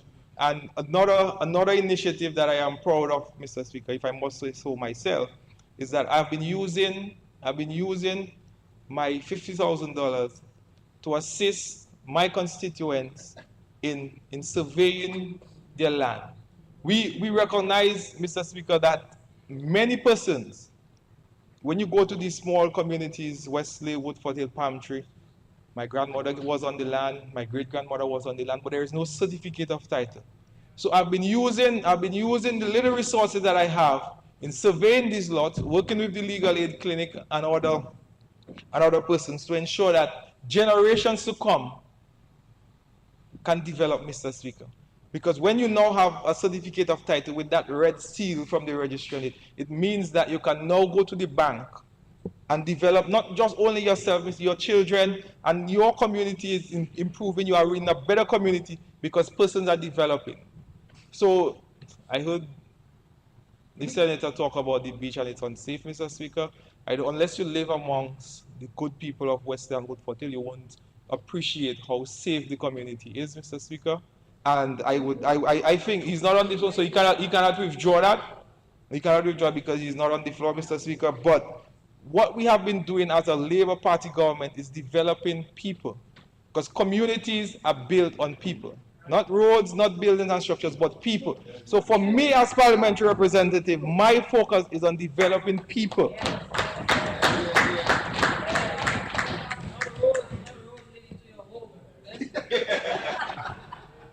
So the sportsmen and women of the constituency have made some suggestions and requests. So during the last fiscal year, Mr. Speaker, I am thankful with the support of the Honorable Prime Minister. We lighted the Woodford Hill playing field and just under $100,000, Mr. Speaker, in addition to the $1 million that was spent earlier in developing the grounds and the stands. And I would like to thank the Permanent Secretary in the Ministry of Sports, Mr. Blackmore, and Minister Roberts, Minister George, for their support, Mr. Speaker, because we now have games playing at night in Woodford Hill, and that is a significant achievement, Mr. Speaker. So in the area of Londonderry, Mr. Speaker, persons have been asking for washroom facilities. So during this fiscal year, we have a larger development plan, but we're starting with the washrooms. And Mr. Speaker, there are a number of persons from other constituencies, I'm not going to call names, that come to use the Londonderry field, Mr. Speaker. Because as the parliamentary representative, I have made it my duty to ensure that the grass is cut and the area is always neat and clean, Mr. Speaker. So persons from not just the Wesley constituency, but neighboring constituencies as well can come and use the Londonderry playing field.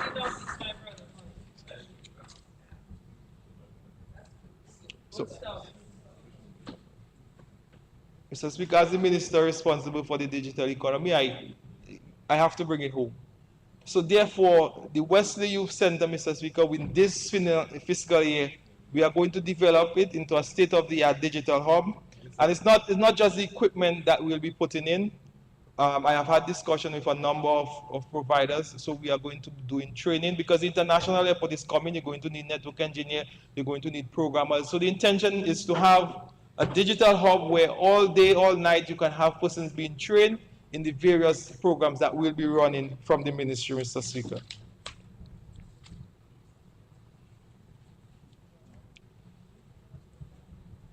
On Wednesday, the Honorable Minister of Finance presented the budget for the fiscal year 2023 to 2024, so Tuesday. So persons have been asking, so Parep, those new taxes, are either going to put a little thing on the alcohol, and a number of measures that we'll be putting in place. Some are either going to take more money from the credit unions, Mr. Speaker. So persons have been asking, but the opposition was celebrating that the UK put a visa restriction on Dominica. Mr. Speaker, it's the same UK Prime Minister who said the money must come from somewhere. The money must come from somewhere. So the reason for these measures in this budget is that the money must come from somewhere.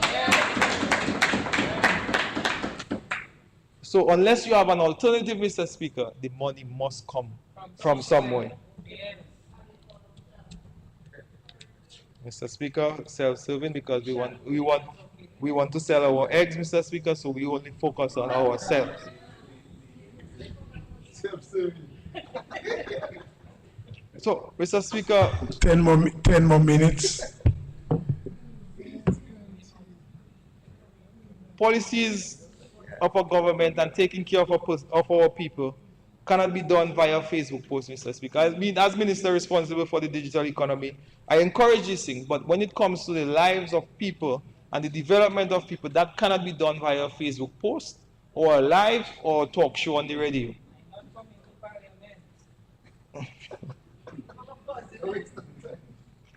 One of the main reasons that Dominica Labour Party has been successful is that the people of Dominica trust us. We are on the ground, Mr. Speaker. We hear from them. We feel their pain. But most importantly, as we have seen in this and many other budgets, we respond with timely measures and timely interventions that impact their lives.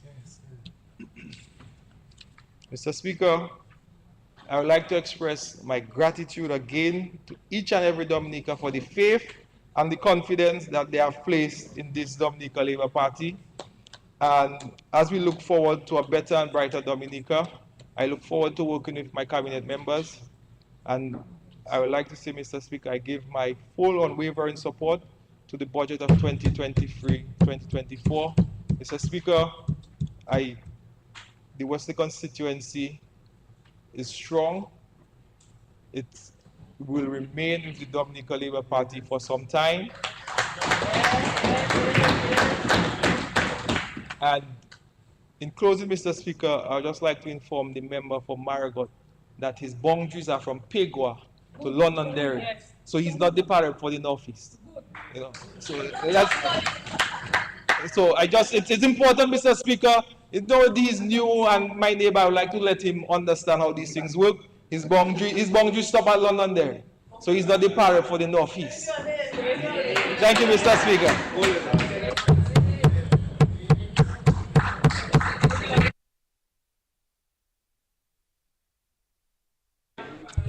Yes, before our next speaker, I just wanted to point out something to the members. If we read Standing Order 43, it says, no member shall interrupt another member except by rising to a point of order when the member is speaking, and the member shall resume his seat. And the member interrupting should actually say what the point of order is. One. Let me go to another section. 44.6. 44.6 says, no member shall impute improper motive to another member of the House or indulge in personalities. I'm pointing this out because when a member is making a point of fact, as the speaker, as the chair, I cannot really intervene if it's a statement of fact. So if you yield, that means it's true. So I'm just pointing that out to members. On a point of fact, only a member can actually stand on a point of order, not me. So I just wanted to point that out. So I'm saying that because usually when members come to deliver, they will try to impute improper motive and say, well, you did not stop that person, so I'm imputing improper motive. So I'm just cautioning about this. Point of fact, if you think it is not true, it is untrue, you need to stand on a point of order. Yeah, let's proceed.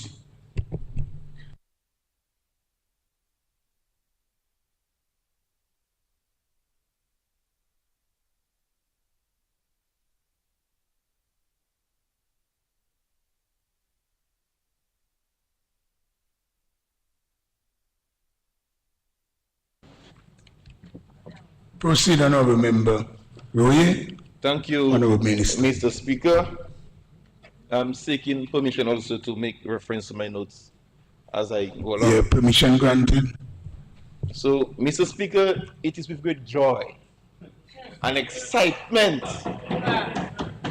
I'm standing to support this year's budget because it is referred to as the farmer's budget, Mr. Speaker. The farmer's budget. I mean, you could hear the comments from the other side. Nothing much to say. I monitored, the talk shows. Nothing much to say either, because they're so surprised and happy with what was delivered by Dr. McIntyre. But before I get to that, Mr. Speaker, permit me to say a good evening to my constituents. Capuchin, Yard, Clifton, Cottage, Sarampai, Juliet, Lago, and the hamlets like the Alabuzin, Tatsan, Grange, Gota, Cotton Hill. And I'll speak to my constituency later on in my presentation. But I want to thank them also for the support for the past 7 months. And I want to just reaffirm my commitment to them, that I'm with them, and I'll ensure that the livelihoods of the people of Cottage will be taken care of, Mr. Speaker.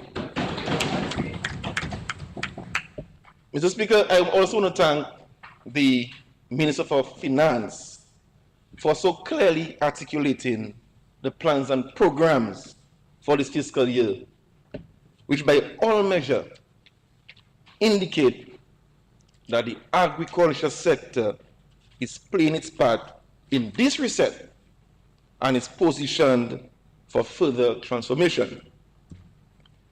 Last in March, Mr. Speaker, the Honorable Prime Minister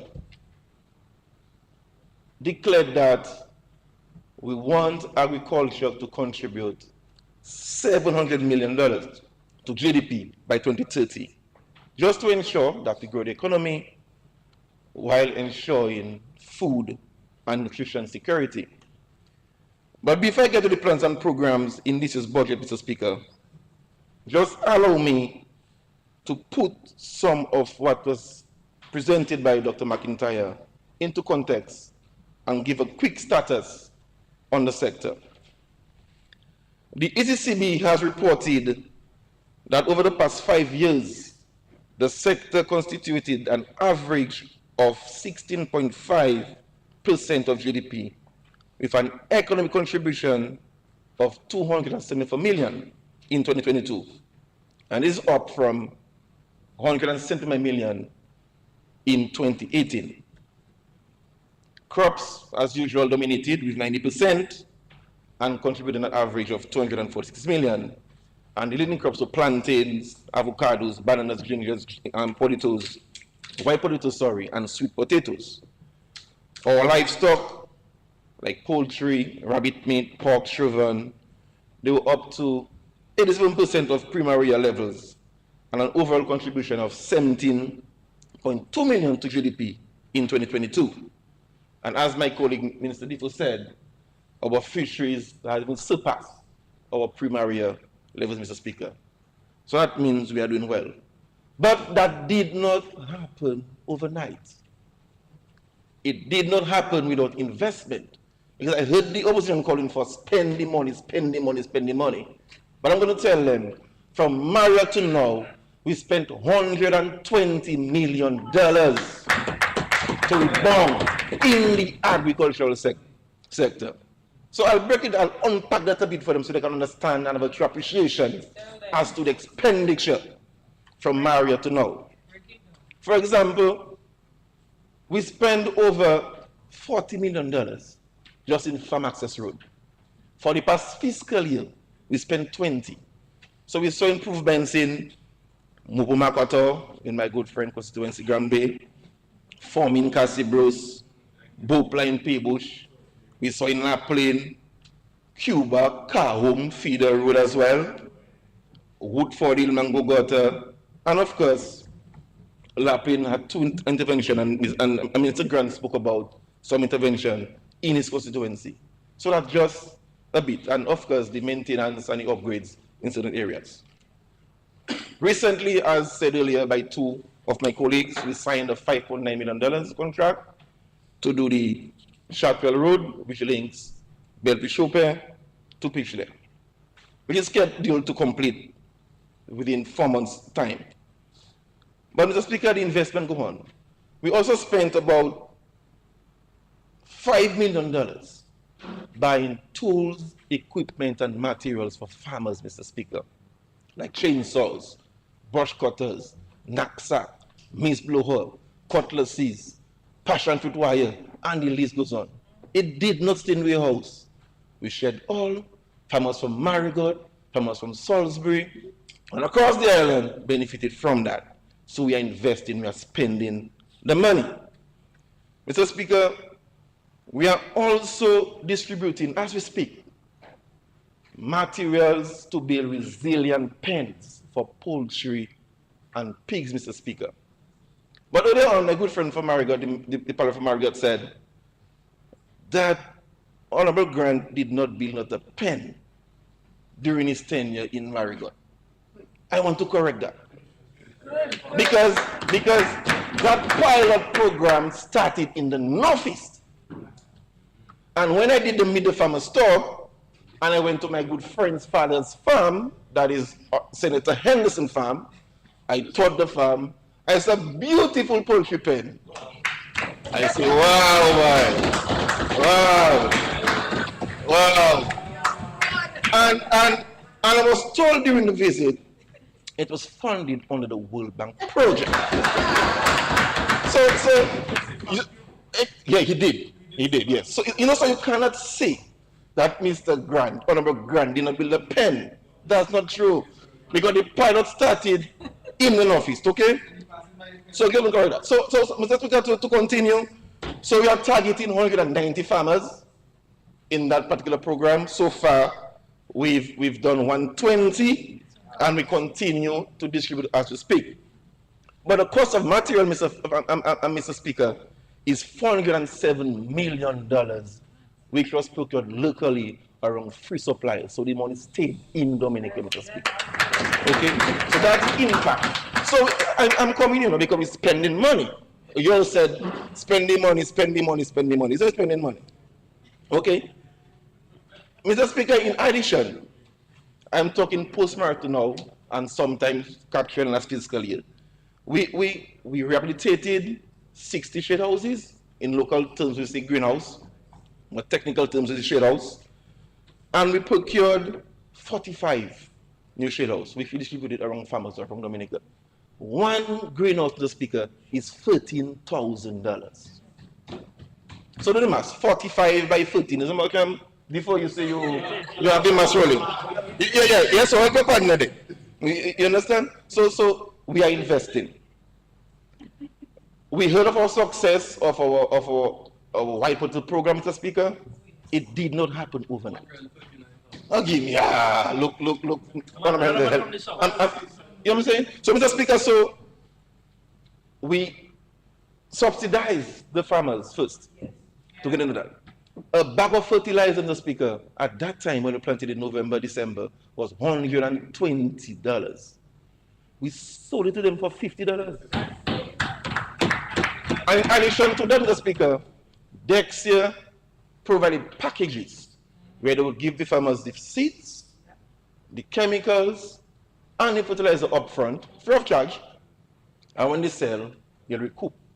What we do. So we did all that to facilitate the program. And it yielded great results, Mr. Speaker, because we harvested 616,517 tons among 55 acres. And 175 farmers took part in that program. So we're about 68% of our annual import oil potato, Mr. Farm. Okay, our target is 80%, we are 68. So we are not stopping there. We are going to increase next season. Dexter will buy, instead of 2, buy 3 containers.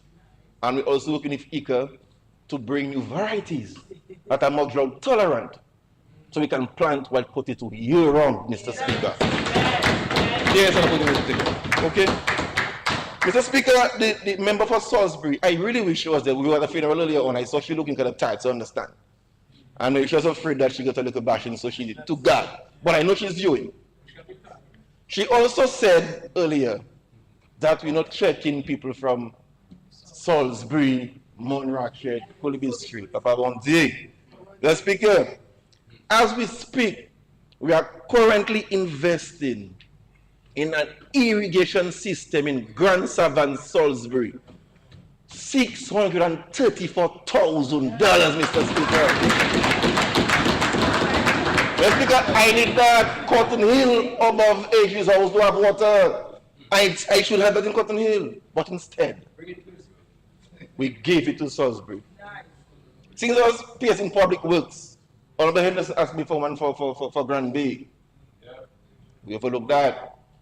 But knowing the importance of agriculture and the contribution it will make to achieving our 700 million target, we decided to invest in that system in Salisbury. And before, Mr. Speaker, as we speak, they have a system that's trying something. It's 1 day in, 1 day out. When the north side have water, they shut down the south side. That will work, seriously. That will work. So with that intervention, Mr. Speaker, we'll increase volumes, and they'll have water every day, every night, right through. So you'll have 1 day in, 1 day out. My good friend at the back there, a senator from Salisbury, her parents' family in that area, Grand Savannah. I'm so happy for them because they really do a good job. Every Saturday, they're back in Portsmouth, so I'm really happy for them, honestly. And that will help us push our short-term crops like melons, cabbage, tomatoes, which they're really good at in that particular location. Okay, Mr. Speaker? So we're very happy for that. So don't say that we're not investing and we're selfish within for own. That's not true. The Speaker, Honorable Grant make mention about incentive in agriculture. And he didn't want to call the figure, but I'm tempted to. You know why? Because when we give incentive to farmers, we're hoping that the money they save, they put it back into the farm. I'm not really satisfied is that the case. For last fiscal year, Mr. Speaker, concessions and duty-free in agriculture was $891,000, Mr. Speaker, just for agriculture. For the FAs, Minister Grant didn't want to talk. FAs alone was $735,000, Mr. Speaker. How are we not investing in agriculture, my brother? Man, going FAs is plastic, but I have news for them. I have an FA too. Martin washing my van 3 times a week downstairs ministry because it always dirty. So I mean my FA working. Yeah, and my FA is 7 years old, so it's not label I get to me just now. There, I get it 7 years ago. Okay? And if you go outside there now, you can ask D4, you will see a crate of seasoning paper on the box to deliver to Fed Party tomorrow morning. So my FA working. So the FA that spruce up with nice mark green and all this amaranth and never going to from negative, that have to change. Because if that is the reset you're looking for, that is the reset. Because if you're giving incentive, yeah, of course, man. I mean, PS Blackmore always dirty downstairs there, I say, PS Blackmore working. So if you're giving incentive to invest in the farm, I mean, just do the thing, man, do the thing. I mean, that's all we're asking. And we'll see a big difference in the sector and providing the commodities for sale, Mr. Speaker. Okay, so we've spoken to extension team because there's a process. For you to go to FA, the extension officer must go to the farm, do an assessment, see what you grew, and then report and make a recommendation. So we have the names. So the guys will be doing follow-ups. So when the minister of an FA and finance say, like, I know FA is going to get pressure to do them things because it's more not going. The officers will be following up regularly. So you're not going to FA just like that. When you get an FA, you approve. John Brown from Cottage and an FA will do follow-ups to make sure the incentives is working and you stay in production. I don't know law about revoking things. I know that. But all I'm saying that we will monitor the FA going forward because I think people are abusing that FA system and that they to stop. Okay? No, we call it every long time. That cut off. Yeah, that cut off. Okay? So Mr. Speaker, that's just a snapshot or some of the investments and incentives, you know, with the last fiscal year and how we build up to where we are. But I met a few persons in the speaker and asking, but Roland, how you guys going to meet that 700 million target by 2030? So Mr. Speaker, with your permission, let me just unpack that number for them a bit so they can see how we're going to get there. I'm going to unpack that. So what we did, we broken up our targets into subsectors. Okay?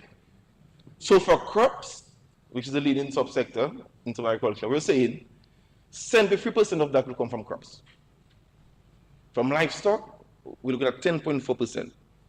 For fisheries, we look at 7.8, but we differ go in there, so we'll get all 10 and 15 from before.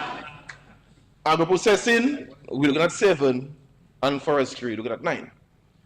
Mr. Speaker, we further projected our targets annually, or we're going to build up to 2030. So we're saying, December 2022, we are 274. We are projecting that December 2023 will be at 297 million. At the end of 2024, we will be at 342 million. At the end of 2025, we will be at 412 million. At the end of 2026, we are at 485 million. In 2027, 566. In 2028, 645. In 2029, 711. Look, I haven't passed the 700 already. Yeah. And by 2030, we are around 750 million dollars. And that was just based on baseline data and projection in growth, what you have seen from Mara to now. Okay? And I'll explain further, Mr. Speaker. So by 2030, we are saying that we fill that gap of $426 million, which is possible and achievable to me. We'll be contributing to agriculture from 21% to GDP by 2030. At one point, we were 25 in the 80s. So that's gettable. So that's a the number is looking big, but achievable. So, Mr. Speaker, how are we going to get there? For the past 6 months, we did what we call Meet the Farmer Store, where we went out, we visited farms around the island in the 7 agricultural regions, and we ended with town halls, where we had concerns for farmers, what they want to see, what are the challenges. And coming up from that, the 3 major challenges that they told us they were facing is reliable farm labor, access to farm labor, and reliable farm labor, farm access, and cost of inputs, Mr. Speaker. So, considering the challenges, and of course, initiated by the ministry and government policy, we come up with some plans and programs, Mr. Speaker, which is reflected in this year's budget. So it was a mix of listening to the farmers, our in-house initiatives, and government policy. We build our program for this fiscal year. So I'll walk you through some of our programs so you'll see what we're looking at and how we're going to get to that 700 million target. So our budget for this year is $56 million, which I'm happy in, up from last year, so there's an increase in that. But we programatize our interventions for this fiscal year. So we don't have projects, we have programs. So we started this year and we're going from this year to 2030. So if you look into your estimates under D32, you'll see a nice caption, Sustainable Crop Development Program. So basically, Mr. Speaker, that's speaking to the expansion of agriculture in Dominica. So under that, first we're going to establish what we call distribution centers to facilitate ease of services to our farmers in the different regions. Most times we have things like spray oil, we have things like the fungicides, we have inputs to distribute on our programs, and farmers have to come right to Roosevelt for that. You know, we're going to bring that close to them. So in this fiscal year, we'll set up 2 initial stages, one in the north, one in the northeast, so we can bring our services closer to the farmers in terms of providing inputs to the farmers. In expansion, again, Mr. Speaker, we'll provide 50 greenhouse structures, which will distribute to farmers across the islands. But Mr. Speaker, I'm going to move on because from tomorrow, I know we're going to get phone calls. I want a greenhouse. But when people hear greenhouse giving or sharing, it thing just take them. It's like, but I keep telling of greenhouse, not a flower pot. Not everybody that can have a greenhouse. Because as we speak, Mr. Speaker, we have over 60 abandoned greenhouses on island. So if these greenhouses were under cultivation, we'll have reduced most of the stuff that we import in, which I'll come to in a while. So I'm saying to say we are targeting serious farmers. It's not a wash your foot and come. We'll have clear criteria that you need to meet in order to benefit from those programs. Good, Mr. Speaker. In addition to that, Mr. Speaker, in the spirit of modernization and to introduce technology to the sector, we're going to invest in systems for irrigation and what we call hydroponic systems. That will allow us to produce off-season. We know we had a hard and dry season earlier this year, and we lost quite a bit of produce out there. I suffered from that myself as a farmer. So we're going to see how much land we can irrigate in this fiscal year, so that we'll reduce the shortages of commodities on the market during the dry season, Mr. Speaker.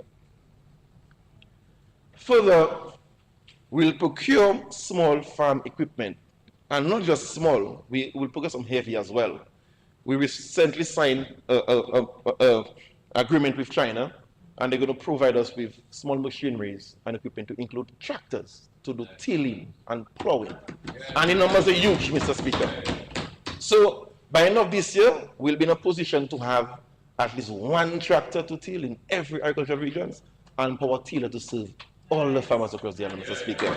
So what it does, it will push the wipe of the program, and the issues we have with farm labor, Mr. Speaker, it will help us solve some of the labor shortage issues that we have, Mr. Speaker. So that's coming. But we're taking that so serious, Mr. Speaker. We are going to reactivate our engineering unit. When I was a young executive officer, we had what we call an agricultural engineering unit, where all these vehicles were servicing, we had the tractors being serviced, we had the excavator being serviced, and they will be one responsible for distributing the equipment from Roseau to the different parts of the island. So we're going to bring that back. We're going to bring that back. Because with investment of millions into farm equipment, I cannot just put that in 1 mile or put that in Grambent in my back. I need a proper system for that monitored, maintained, and distribute, Mr. Speaker. So that one is a gift from China, and I want to thank them again for that. The unit itself, Mr. Speaker, will not only be for machineries, but for us to have lands irrigated and greenhouse shed mounted and our feeder route expansion program ongoing, that unit will be also responsible for that, to take care of all what I just mentioned, Mr. Speaker. And we have earmarked somebody to head that unit already, and we're bringing support staff to have that going, Mr. Speaker. So that's our idea for our engineering unit, Mr. Speaker. Yes, that was in Buffett State. Yeah, man. So, in terms of feeder road, Mr. Speaker, we'll continue to invest in feeder road. So last fiscal year, we spent 20 million. Over the next 2 fiscal years, we're going to spend the next 20. Okay? Yes. And you see, my friend from Salisbury is not there. Because Wednesday next week, we'll be on a site visit to the Kahum Cuba Road. There's a section that Philistines Erica, where we join Cuba to Kahum. I'm happy to announce, Mr. Speaker, that work will commence on that section within the next 2 weeks, Mr. Speaker. So next Wednesday, myself, the Senjo, PS Public Works, PS Agriculture, and the farmers from the area will do a site visit with a contractor with Mr. Esprit, so we can commence work on that section, so that the farmers during the rainy periods can go without any issues to the farmers, Mr. Speaker. Salisbury farmers, Central farmers, we are going to bridge that and connect that for you all. So that's what we're investing in agriculture, to make sure you get to your farm safely and you pull out the produce without mechanical damage. That's what we're talking about. Okay? Mr. Speaker, we have what we call an inland reception and distribution center in 1 mile. No, not in Longhouse, sorry. That's what we had our current office. We have some issues. Dexia give us a little shelter. We had to move our current officers to the parking house. So we are now going to have that rehabilitated.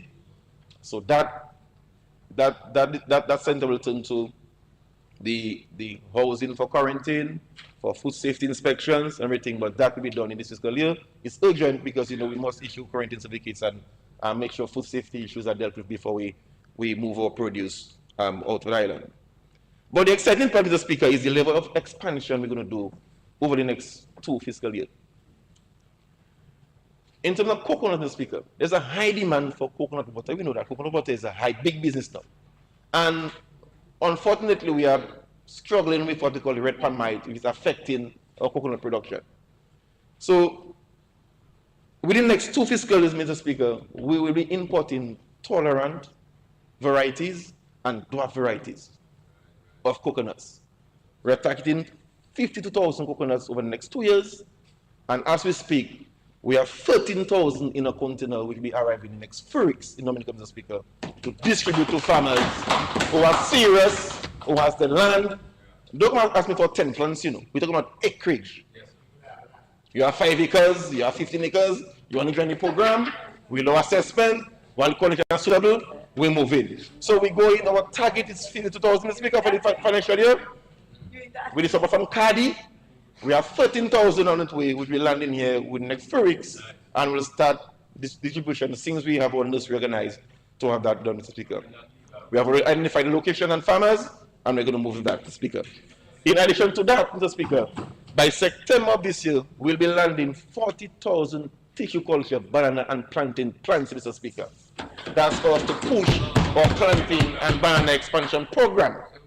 Okay? And we are aware of the issues we are faced with the banana and plantains with the black sigatoka. But we are not satisfied with the management, honestly. I mean, I came into the ministry, we did an assessment. The way it is now, we have spray teams going out. I mean, them guys are not doing it effectively, farmers are complaining. So we have a new management regime we are going to introduce, Mr. Speaker, for the management of black sigatoka. And that includes empowering our farmers with the necessary tools and equipment to spray on their own. That is the reset. So no longer a farmer will be waiting for the spray team, and the spray team is showing up. We'll train you if you're not trained. We'll give you the mist blower. We'll make sure the oil and the fungicides are readily available in the centers I spoke to earlier, close to your doorsteps, and you put your cycle on time. Minimum cycle for effective control should be 15 cycles, Mr. Speaker.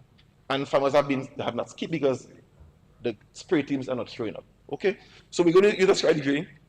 Our plant production guys will monitor with the banana unit to make sure we have effective coverage, because investing in 40,000 plants and don't have a regime to manage black sigatoka don't make sense. So they'll be going hand in hand, and we're going to move on that very, very quick, Mr. Speaker, because we have markets for bananas and plantains, which I'll speak to a little later on. Mr. Speaker, as I'm planting materials, with the level of expansion that we want to do, we need to have planting material readily available. But we have, as we speak, a capacity issue at the plant production stations. So we have $2.7 million earmarked to build new stations, Mr. Speaker, in Portsmouth, Woodford Hill, and Londonderry, and a plane, Mr. Speaker, to make sure we have enough throughput to the station. I'll give some figures.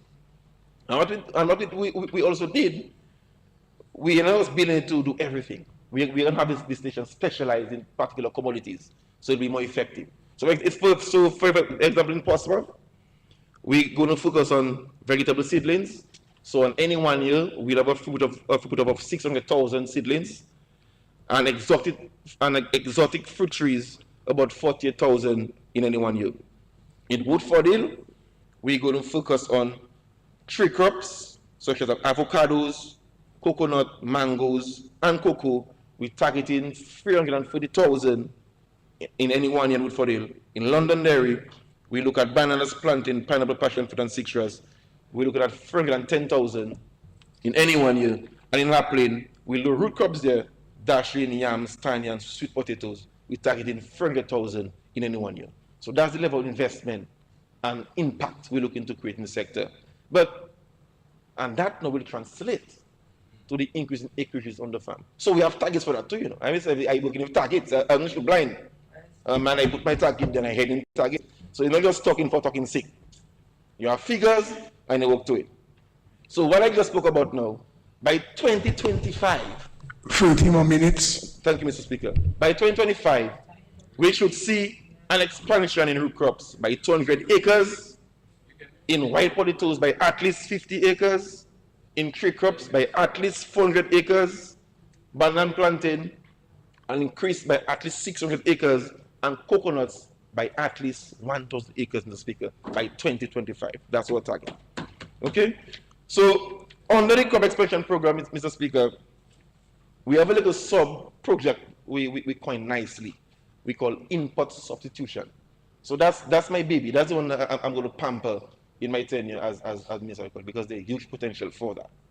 I'm saying that to say, Mr. Speaker, data from 2022 revealed that we are importing 1.5 million worth of vegetables alone.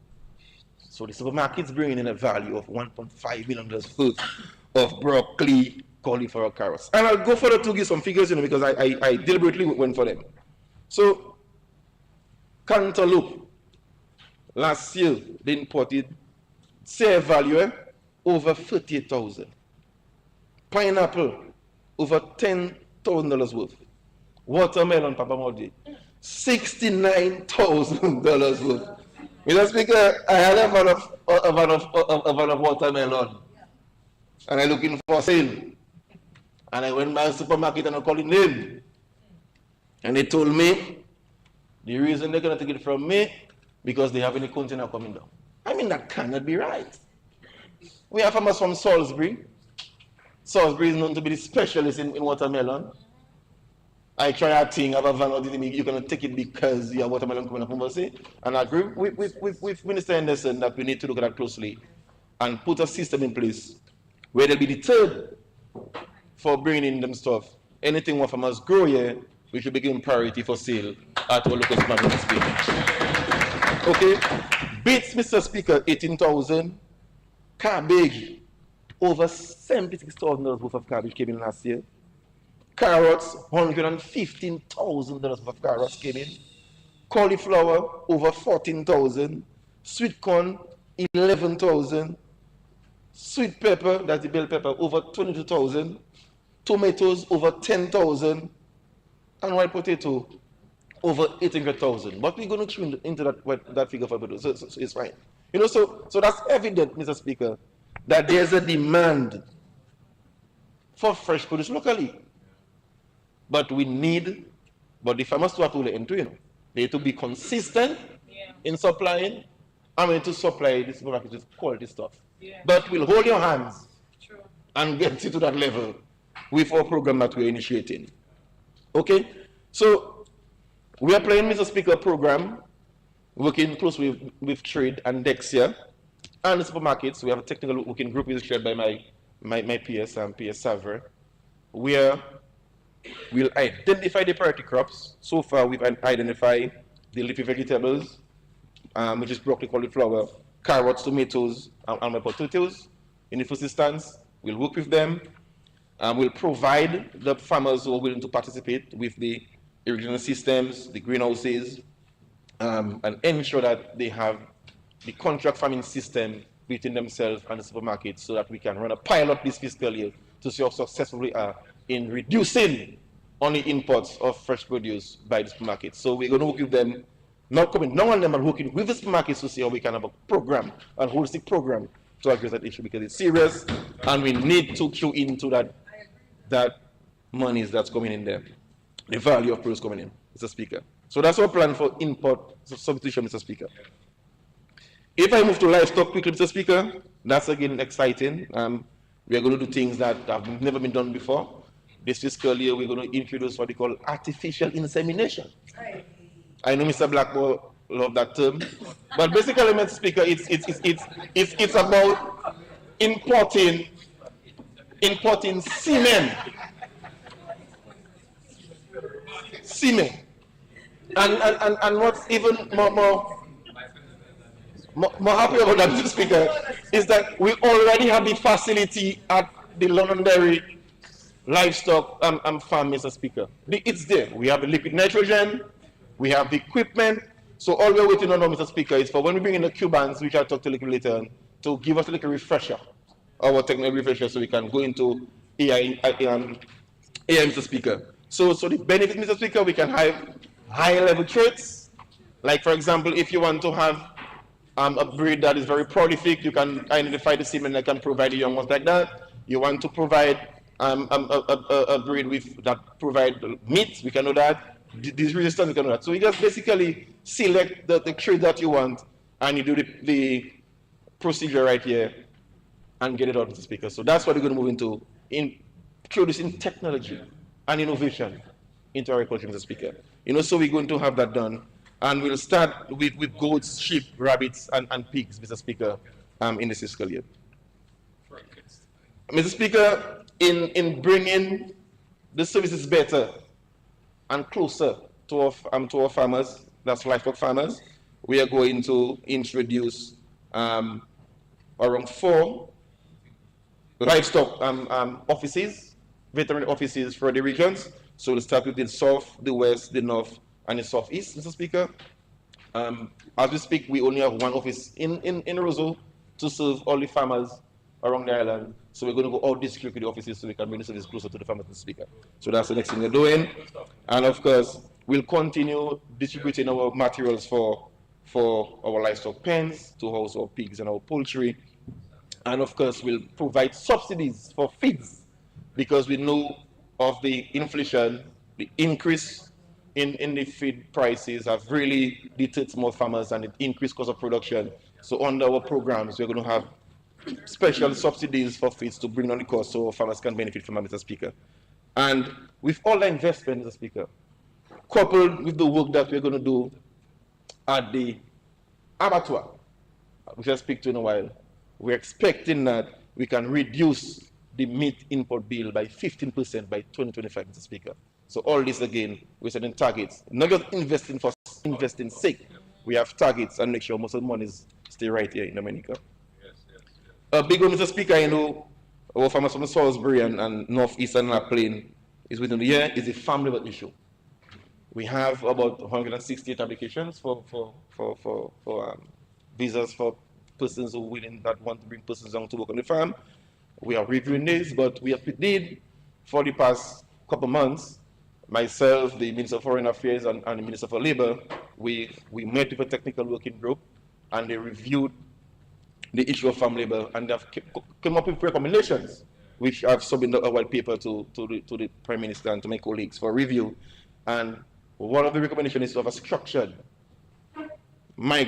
farm migrant labor program, Mr. Speaker, with some guidance from IMO. So we're going to do things differently. So it's not just say you're sending for somebody, let's say Cuba, for example, to come and say, work on a farm. That person has to be a farmer. That person will have special interviews to be done. So we're going to put the program tight to make sense, and then we'll have that program on road sometime later this year after we've got all our eyes and cross our T's and put all the systems in place. But I just want to tell the farmers that we're working with them. We put the cry, and we know we have a labor issue shortage, and we're going to solve that pretty soon, Mr. Speaker. Mr. Speaker, one of the things that we are planning to do in this fiscal year is our agricultural investment unit. You've heard the PM on several occasions asking for that to be reactivated. We've done that. We brought in a coordinator, and that person will be solely responsible for commercializing agriculture in Dominica. That thing, that backyard garden thing, and man just planting 1 or 2 fig, we're not in that. We're going big. We want to commercialize, we want to trade, we will make agriculture as an industry. So, Mr. Cyril, who we brought in a couple months ago, is carrying that responsibility, and some of our key investment, he'll have oversight over, like the coffee plant, the culture lab, our central livestock farm, the abattoir, all those are investment that are ongoing. He'll have oversight over, Mr. Speaker, and we're looking for great things into that. Close to my heart, Mr. Speaker, is youth in agriculture. I was one of the founders of NAYA in 2003, I reckon. One of the founders, yeah, and Honorable Henderson was my minister at that time. What we did in March, we revamped NAYA to make it Enterprise NAYA, and we have a lot of plans and programs for them. But just to be short, what we're saying, every investment that as a government we are making in agriculture, we want to ensure that 15% minimum goes to young farmers, under 35, minimum. And we're making it attractive, we're modernizing the stuff, and of course, we're going to have an agricultural desk at our division for young persons, for a youth in agriculture desk, for a young person to take care of the issues confronting young farmers in Dominica, Mr. Speaker. Something that was never spoken of before in terms of agriculture, but when I came to the ministry, I saw it written on our portfolio, agriculture education. So I did my research and I said, what's going on? But we'll take it by phases.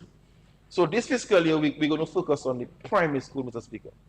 I'm not happy with the level of agriculture at the primary school. I think the children are not involved enough. We just have a few schools at primary school level doing agriculture, Mr. Speaker. So this fiscal year, we'll work with the forage clubs to have some model farms in around 5 schools. We will work with Ministry of Education because we need to do some curriculum review and edits and restructuring for the primary schools. Agriculture is just part of the science program, but I think as an agricultural-based economy, it needs to be stood alone in the primary school, Mr. Speaker. So that we can discuss further with education, but I think that is the way that we should go. If not too much science, but at least practical agriculture. Every school should have a school garden.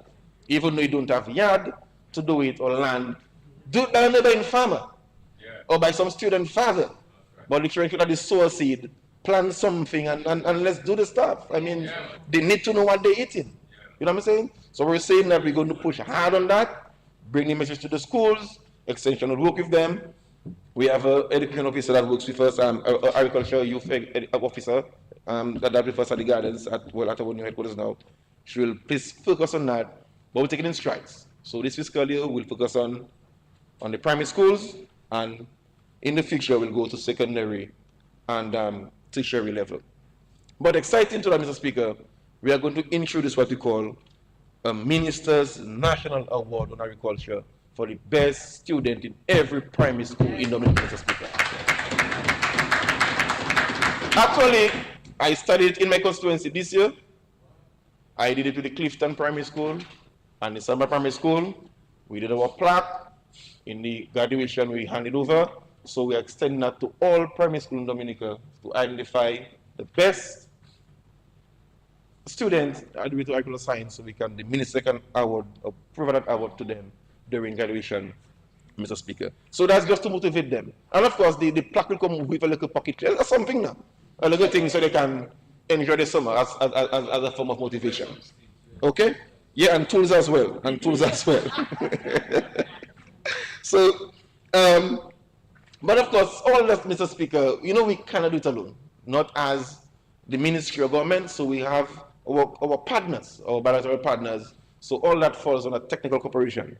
So you've seen on the media, we've signed a technical cooperation with Cuba a couple months ago.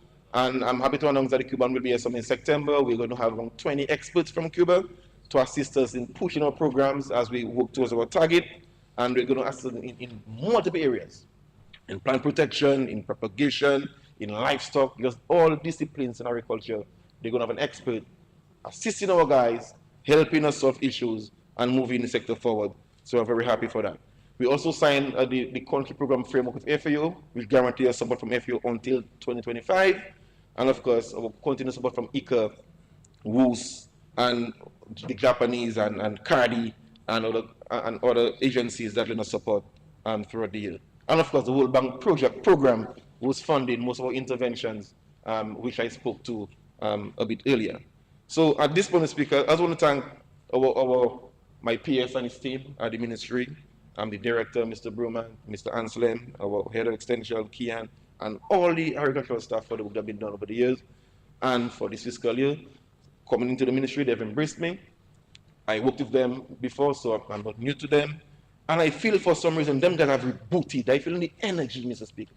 They want to see the transformation, they're working. They're not getting tired, When they have meetings, you can feel the vibes. They don't want to leave, so that's a good sign.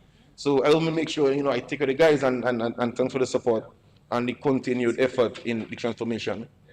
Also, Mr. Speaker, special thanks to Mr. Kevin Stevenson and the PIU, the livelihoods team, for providing that management of the World Bank funds for most of our interventions. I want to tell them, continue doing that, and they have my support. But importantly, the farmers. We could not do it without the farmers.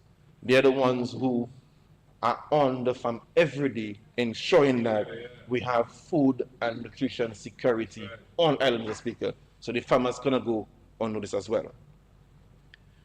In terms of marketing, Minister Henderson spoke about that earlier, so I won't rehash that.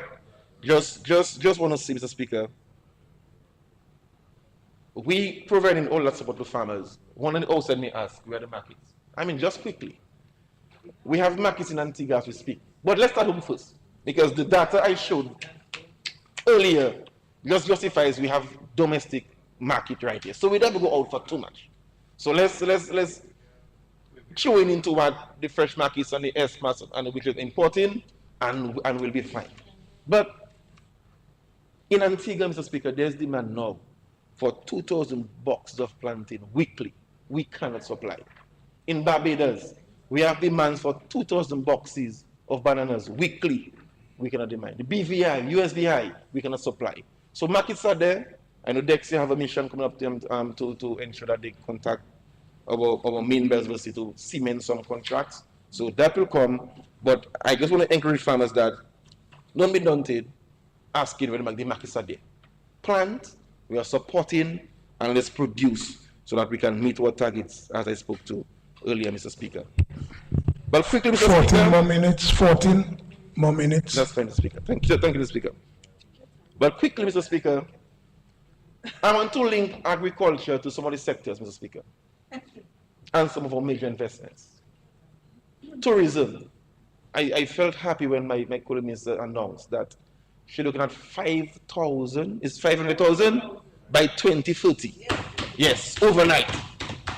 That is endless for agriculture. Increased consumption, increased demand, more markets, farmers are going to sell more. Okay, so that's plain. So that's an easy link to make. I don't have to explain that too much. Mr. Speaker, the international airport. Most times we try to justify the airport. We speak about tourists coming in, but we don't speak about what can go out. In St. Vincent, Mr. Speaker, when they build the airport, in a matter of 2 years, the fresh produce export increased 5-fold. And St. Vincent gonna plant food like us. So imagine a farmer from Marigot, Wesley, Woodfordale. Within 12 hours of harvest, your cabbage can be in a supermarket shelf in Florida. Within 12 hours. You go in the morning, my friend, 6 o'clock, you cut your cabbage, you pack that. Hamburger come in next morning. That in Public Suite, in Fort Lauderdale, just like that. Imagine that. So I'm saying, it's going to open opportunities for new markets, emerging markets, and Dominica produce always the best. Naturally, we have a longer shelf life, so tell me Dominica, they buying that. So we need now to be prepared. I'm saying that to Mr. Speaker. I want the farmers of Woodfordale, Wesley, and Marigot to stand up and defend the airport, Mr. Speaker. I want to hear them. Because they're the ones that are going to benefit the most because they're closer. Because when I get from Cochrane or Cottage with my cabbage, they be for me, They're the closest. You'll need to defend the airport. It's going to bring a lot of revenue in terms of agriculture. And looking at, and not just post-construction, Even as we're doing construction, as Honorable Grant said, consumption has increased. So the sales for fresh produce will also increase. So let's don't lose sight of that. The Speaker, I cannot mention the marina and Minister Tourism. Right in my constituency, right there in the joint cabinets there. That's my constituency, the marina. When it opened, the same opportunity. During construction, same thing. Increased consumption. So okay, so we link in the vibes right there. And the other thing, the Speaker, as I'm a marina, I'm so happy for the opportunity because it's going to create employment right there in my constituency. Me and my colleague from Portsmouth right there, we're going to open some opportunities for work and people to get employed right there. In addition to that, The American Canadian School of Medicine is the same thing. We have what we call the shacks in Portsmouth there. When I was a young extension officer and Ross was Ross self, we were selling bell peppers and tomatoes and lettuce every day. Imagine when the school pick up and we have, hundreds of students right there, is more opportunity again for farmers to sell commodity. And of course, employment for people in enough as well, Mr. Speaker. So so I endorsed all this project. I'm just happy to say I'm part of an administration that is bringing so many good things in Dominica, Mr. Speaker. So as I'm on that, Mr. Speaker, I'm going to move quickly to my Cottage constituency, Mr. Speaker. There are a lot of people of Cottage. I want to thank them again for the support for the past 7 months. They've been very good to me. And working closely with the village council and my party groups and executives and other village organizations, Mr. Speaker, we're able to achieve a few things over the past 7 months. For example, we were able to construct a retaining wall. That was a long-awaited retaining wall with a tune of around $50,000.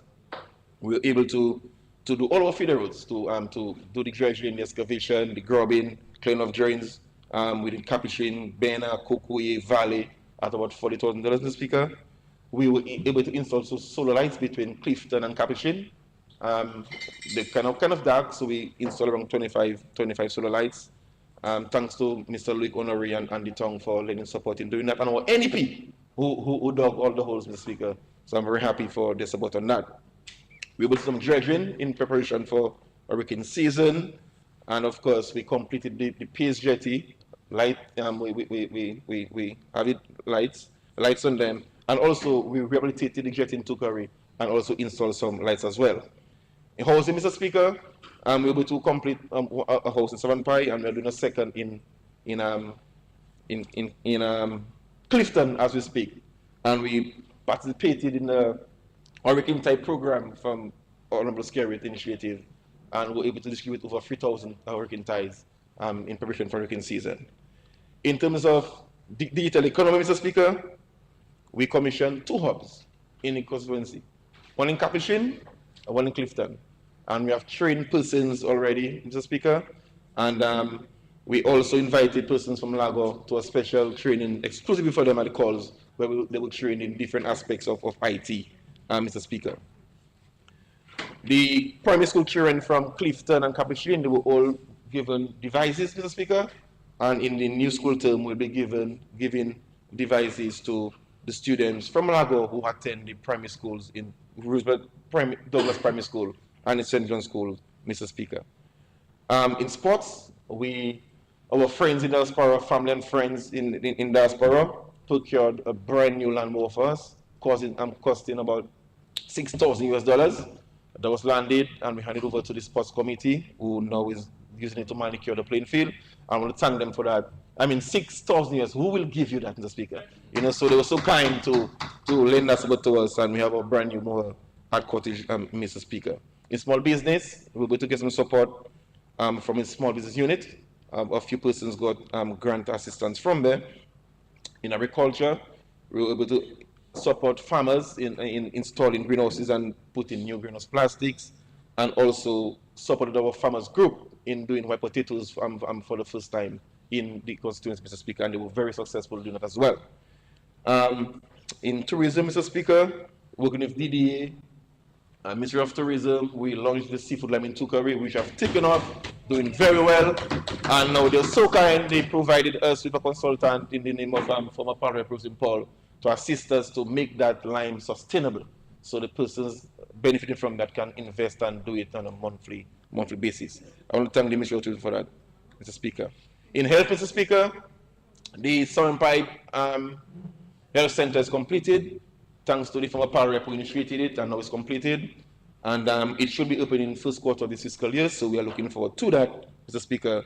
And just to close off on some intervention, Mr. Speaker, we were able to create about 50 new jobs from January to now in the constituency, Mr. Speaker.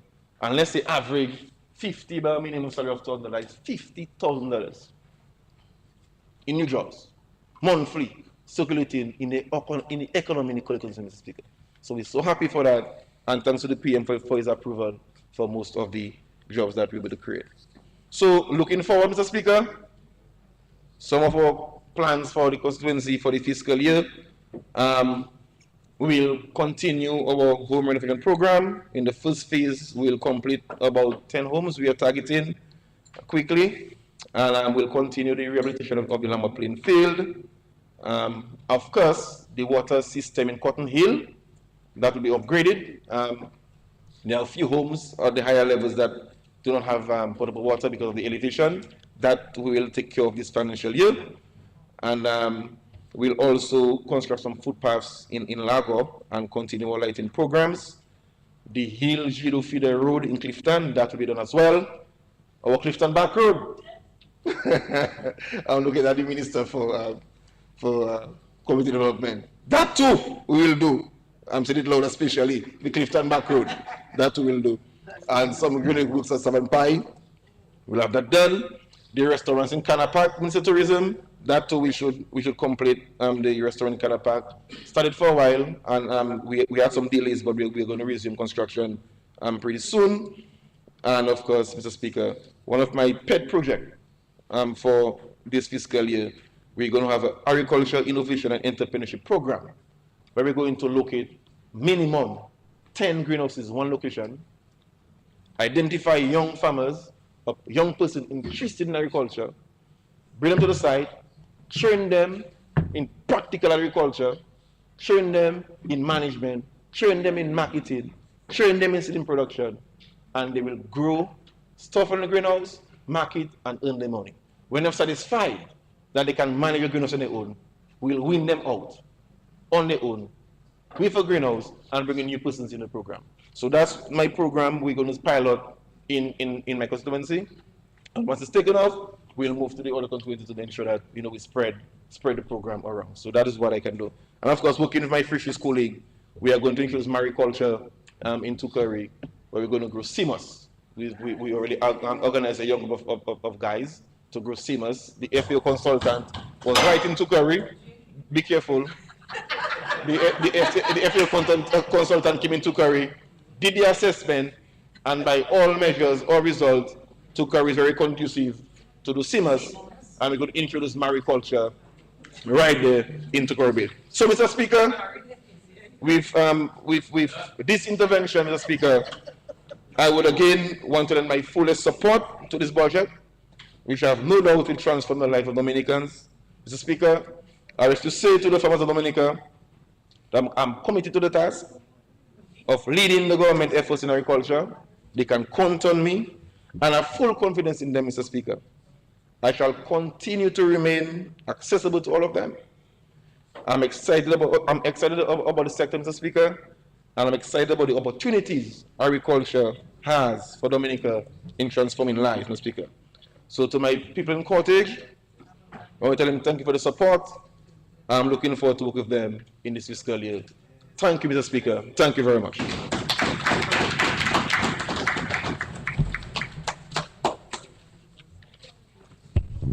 Yes, Honorable Lloyd. Thank You may very much, Mr. proceed. Speaker. Thank you, Mr. Speaker. Mr. Speaker, I also rise to add my 2 cents and support the budget estimates before this Honorable House. And Mr. Speaker, as I stand, allow me to congratulate all of my fellow colleagues on this side of this Honorable House who has presented before me. Mr. Speaker, I must say that they have all done a stupendous job. Mr. Speaker, and these are some very big shoes to fill. And I believe that this budget could have been concluded after the presentation of Honorable Henderson. Mr. Speaker, permit me to refer to my notes during the course of my presentation. Permission granted. Mr. Speaker, I stand before this august assembly with a profound sense of honor and responsibility as we gather to discuss and present a comprehensive vision for the development of Dominica, of course, inclusive of the St. Joseph constituency. And Mr. Speaker, as a parliamentary representative of this noble constituency, I am deeply committed to the welfare and development of my people. Mr. Speaker, I firmly believe that the strategic budget estimates provide unique opportunities for transformative progress and development in my constituency. Mr. Speaker, permit me the opportunity to extend my deepest gratitude and respect for the member for Salibian for his unwavering support and guidance throughout my tenure serving as Parliamentary Secretary in the Ministry for Environment, Rural Modernization, Cardinal Upliftment, and Constituency Empowerment. Mr. Speaker, this government has maintained its presence and support to every constituency in Dominica, Mr. Speaker. Irrespective of what the pundits, when I say the pundits, I mean the opposition forces may say, that they are, or their constituencies be oppressed, Mr. Speaker, we have continued to equally distribute the resources of Dominica equally among every constituency in Dominica, Mr. Speaker. Mr. Speaker, I stand and I say this confidently when I say that there is no government who has been as benevolent as this current government administration, Mr. Speaker. And I say this sincerely, Mr. Speaker, and confidently, Mr. Speaker. Our benevolence, our level of benevolence remain unparalleled, Mr. Speaker. Mr. Speaker, the Constituency Empowerment Faction continues to contribute or to provide equipments and financial contributions to every constituency, Mr. Speaker, where needed. Mr. Speaker, we have listened to the cries of members of Parliament. And not just listen to the cries, but I am pleased to announce, Mr. Speaker, that just a few months ago, we have increased the constituency office stipends by at least 100%, Mr. Speaker, in order to meet rental fees and operational costs, Mr. Speaker, and also stipends for office employees. Mr. Speaker, it was not only done for 19 constituencies, Mr. Speaker, it was done for all 21 constituencies, Mr. Speaker. So I don't understand, I believe it is a very malicious thing to say that there are constituencies being oppressed, Mr. Speaker, unless we don't know what the definition of oppression means, Mr. Speaker. Mr. Speaker, every resource that we have here in Dominica is being shared equally among every constituency in this country. Mr. Speaker, we gladly accept the $2.1 million allocation to the Constituency Empowerment Faction of our ministry. Mr. Speaker, with this addition, we move to number one, the implementation of small infrastructural and road projects in every constituency, inclusive of Marigot and Salisbury. Number two, collaborate with the Ministry of Education and other relevant ministries to implement mentorship programs and skill training programs. Number three, host frequent formal and informal discussions on conversations of relevant importance and national importance, Mr. Speaker. Number four, collaborate with the National Youth Council of Dominica to strengthen and increase youth groups in every constituency. And number five, initiate award ceremonies for key constituency individuals. Mr. Speaker, irrespective of a financially challenged world, this government continues to play its part to assist and develop the people of Dominica. So, Mr. Speaker, we have taken the onus on ourselves to play our parts to continue to contribute to this constituency and the constituents in order to foster and bolster growth and development, Mr. Speaker, among every constituency in our country. Mr. Speaker, I stand as a proud advocate for the further perpetuation of the National Employment Program, Mr. Speaker. Mr. Speaker, we have started seeing tremendous results from the extension of the scope of work, increase in stipends, and increase in working hours of the cleanup and beautification interns, Mr. Speaker. Mr. Speaker, it brings me great joy to know that I have contributed to the total NEP interns in my constituency, which is now 253, by the addition of 60 interns, or 23.7%, Mr. Speaker, in just merely 7.5 months, Mr. Speaker. This budget supports the idea of equipping citizens with an opportunity to earn an honest living, Mr. Speaker, to learn new skills, and very importantly, to graduate from an internship program. Mr. Speaker, the increase in budgetary allocations with regards to the National Employment Program demonstrates this government's commitment to the development of the livelihoods of Dominicans everywhere, and of course, Mr. Speaker, to curb the unemployment rate in Dominica. I continue to praise the efforts of the NEP teams, of my NEP teams in the St. Joseph constituencies, and that of the supervisors, Mr. Speaker, for the assiduous efforts in keeping our constituency clean, Mr. Speaker. During this fiscal year, this new fiscal year, we will move to reconstruct the NEP in the St. Joseph constituency in an effort to develop priority areas, Mr. Speaker, within the constituency. We shall prioritize caretakers and the cleanup and beautification aspect of the NEP. We shall pay scrupulous attention to our elderly, Mr. Speaker, and in a way that we can be more sympathetic to their situations and their individual needs. It is our intention to negotiate, to engage in maintenance and a small projects crew, Mr. Speaker. These individuals will be engaged after undergoing or after graduating from mentorship programs or skill training programs implemented by the parliamentary representative or by the government, Mr. Speaker. These individuals will focus mainly on small community projects, something as simple as replacing a door or solving electrical issues within residential homes or constructing a farm feeder road, Mr. Speaker. And I believe that every substrata, every facet of society stands to benefit with this plan, Mr. Speaker, because not only will our young people garner the skills and expertise that they would need, but our community will also develop as a result. Talk about quid pro quo, Mr. Speaker. We continue to extend our gratitude to the Honorable Prime Minister for his perspicacity in birthing such an economically impactful project, Mr. Speaker.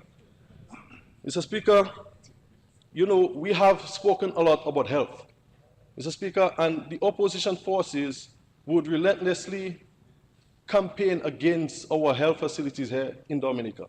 Mr. Speaker, but isn't this the same opposition that has preached doom and gloom and spoke to how 15,000 people are going to die as a result of COVID-19? And isn't it the same healthcare system that has protected the people of Dominica from COVID-19 just a few years ago, Mr. Speaker? Mr. Speaker, we have to be appreciative of the things that we do have. Now, I do understand that we have our fair share of challenges here in Dominica. But which country doesn't, Mr. Speaker? You go to America, there are Americans traveling to England, traveling to Australia, and different parts of the world to seek healthcare, Mr. Speaker. Now, I'm not saying that we have to remain or we have to be complacent where healthcare is concerned. Yes, we have to seek to develop. But, Mr. Speaker, how are we going to develop our healthcare system when we have an opposition relentlessly lamenting, Mr. Speaker, on our shortcomings? How will we develop? And they keep speaking about this government, this, but you are part of the government as well. You cannot better what is being done or what is already being done with countless criticisms that are unconstructive.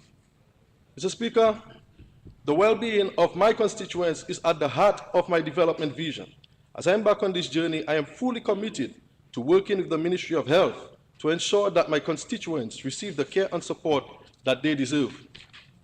To this end, Mr. Speaker, I am determined to establish regular health checkups administered by health professionals, which will play a crucial role in facilitating early detection and prevention of illnesses.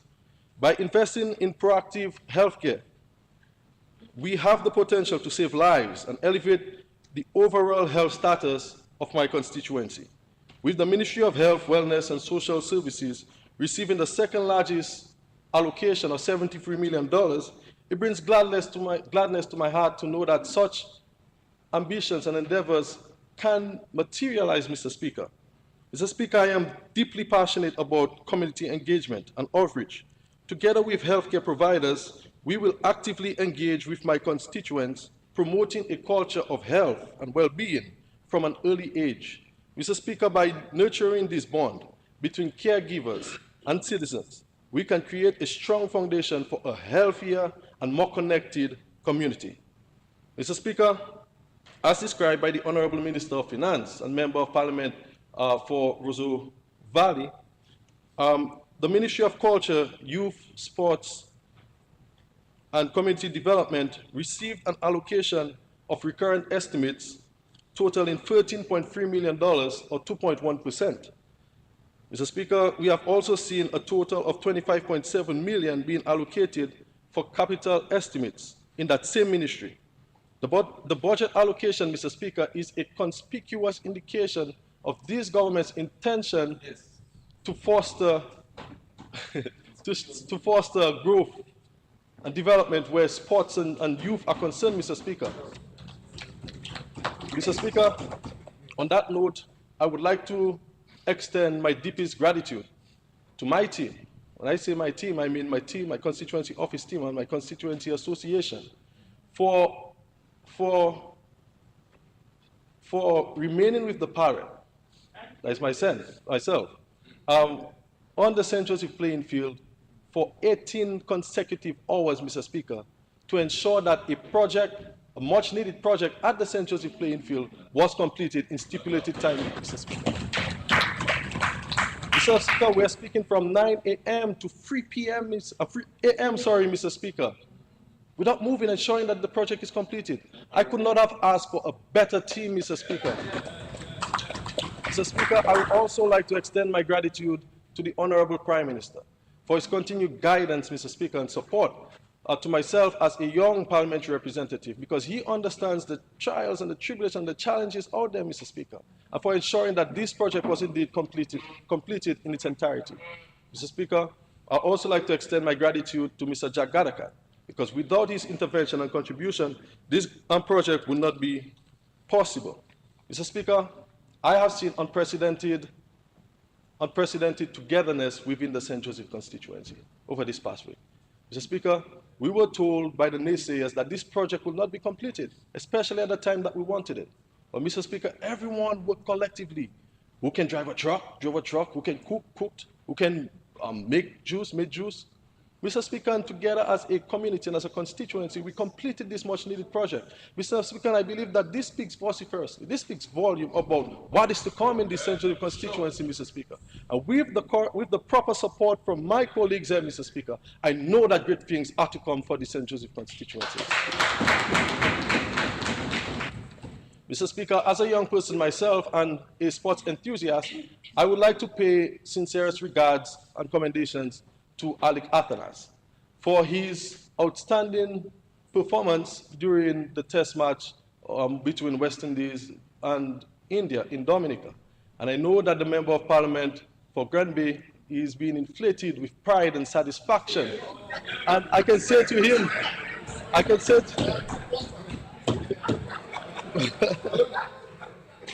Mr. Speaker, and I am confident that we will continue to inflate him, especially when a Jasenjo ascends to such rank, Mr. Speaker.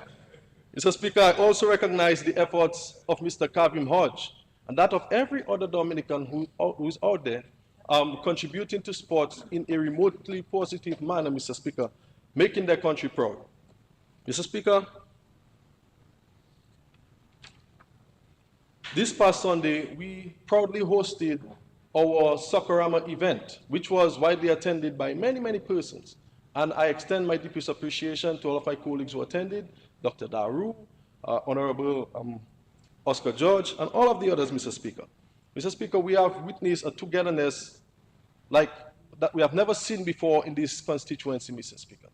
Mr. Speaker, this event created revenues and opportunities for significant money influx, Mr. Speaker, in our constituency. It was a successful event, Mr. Speaker, which also initiated the St. Joseph Football League. Mr. Speaker, our foremost priority remains completing the restoration works at the St. Joseph playing field, ensuring that it becomes a prime hub for sports and recreation. But not only that, Mr. Speaker, we are resolute in providing enhanced access to the basketball court in St. Joseph, Mr. Speaker.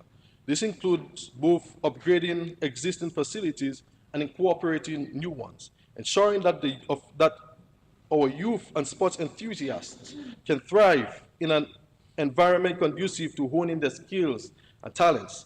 Furthermore, Mr. Speaker, I am proud to announce to this Honorable House that the final drawings and designs for the Bells and Mirror playing fields are well underway, and will be completed during the course of this fiscal year, Mr. Speaker.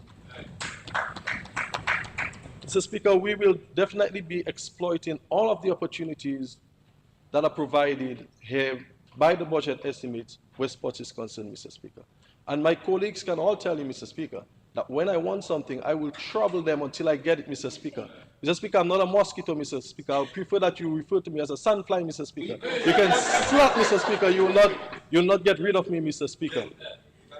Mr. Speaker, I would like to also add to the Honorable Defoe's sentiments, Mr. Speaker, in saying that we are intellectual crazy. Well, Mr. Speaker, I would like to say that we are intellectual lunatics, Mr. Speaker. Intellectual lunatics, Mr. Speaker, on this side of this Honorable House, Mr. Speaker. Intellectually bankrupt, Mr. Speaker. Mr. Speaker, if we on this side of this Honorable House are intellectually bankrupt, then on the other side, they are living in a perpetual state of intellectual recession, Mr. Speaker. Mr. Speaker, I don't like this sort of politics, Mr. Speaker, but we have to be fair and we have to be real among ourselves. We will not know all of the answers, Mr. Speaker, but we can all appreciate the efforts that are being made by this government where development is concerned. I am grateful to have seen the completion of the first phase of the Lai reconstruction project, Mr. Speaker. And as alluded to by the Honorable Grant, this is going to foster tremendous economic opportunities, more than just for citizens of Dominica, but more particularly the residents of the Lai Valley area. You know, Honorable Grant spoke about Airbnb. Mr. Speaker, I would love to implore all of my constituents of that area to adopt such plans, Mr. Speaker, because this road is coupled with the international airport is going to create serious economic revenue where tourism and agriculture is concerned, Mr. Speaker. Mr. Speaker, I am proud to have the best road in Dominica, and I can say this confidently. Mr. Speaker, we have better roads than Casibros, we have better roads than, we have the best road in Dominica, Mr. Speaker, spanning between the Hillsborough Bridge and the York Valley Bridge. And I would like to extend my gratitude to this government for the investments that they have made in repairing the Hillsborough Bridge at a tune of in excess of $6 million, Mr. Speaker. And while I'm on my feet, I'd also like to extend my gratitude to the government of the People's Republic of China for the addition of the York Valley Bridge, Mr. Speaker. And the Honorable Grant, along with my other colleague, Honorable McIntyre, spoken lengths about the continuation of such project from the York Valley Bridge to the intersection in Warner. Mr. Speaker, I can tell you that once this project is completed, this is going to be an edifice, Mr. Speaker, a sight to behold. Mr. Speaker, it's going to be a project of national importance. We also welcome the project of the retaining bridge in Bells, Mr. Speaker. I can say to the residents of Bells that they can rest assured that they will definitely be prioritized as far as employment opportunities go once this project is initiated, Mr. Speaker. And the same goes for the project in Layu, Mr. Speaker. Honorable Royer spoke about the Cowham Road, the continuation of the Cowham Road. Mr. Speaker, we welcome all of these projects. Mr. Speaker, I don't want to sound greedy, but we want to benefit in every single ministry, every sector of this government, Mr. Speaker. Mr. Speaker, and the people of St. Joseph can rest assured that I will continue being a sandfly to ensure that we get what we want.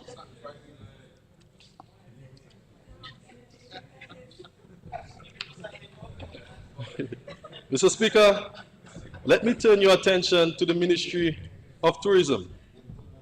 The development of our international airport is a significant project that will have a transformative impact on our economy. The airport will play a vital role in facilitating the growth of all sectors, particularly agriculture, tourism, and trade. Mr. Speaker, I firmly believe that the St. Joseph constituency holds immense potential as a captivating tourist destination, especially Mirror, Mr. Speaker. And it would be remiss of me to not announce to this honorable House, by extension the Commonwealth of Dominica, that we possess the finest tourism product in the Mirror Beach, Mr. Speaker. Mr. Speaker, I can say this confidently. I know that this sort of sentiment would quarter my dear colleague, Honorable Henderson.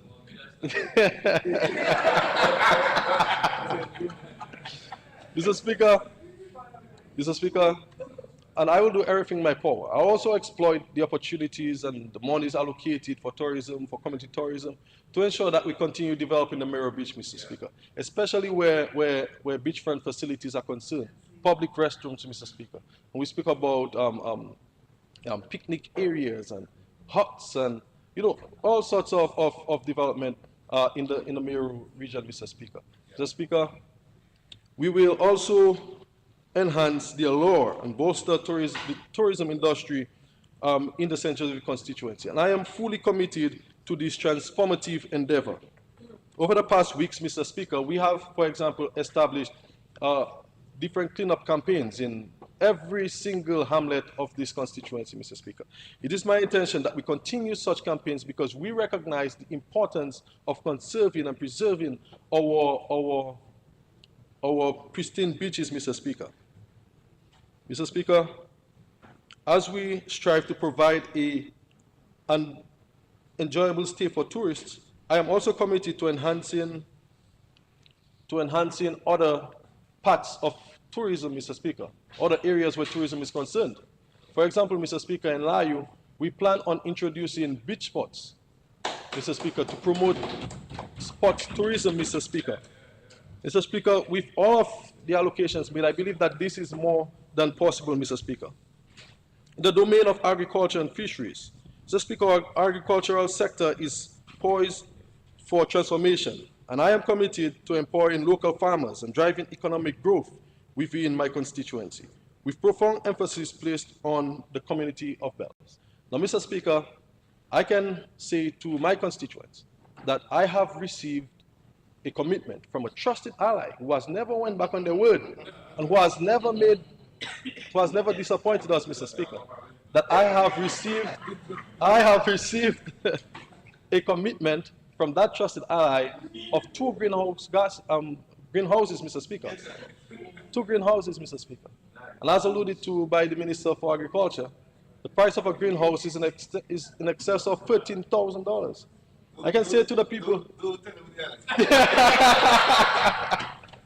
I can say to my constituents confidently that these greenhouses will be displaced among the constituents, Mr. Speaker, particularly in the Bells area.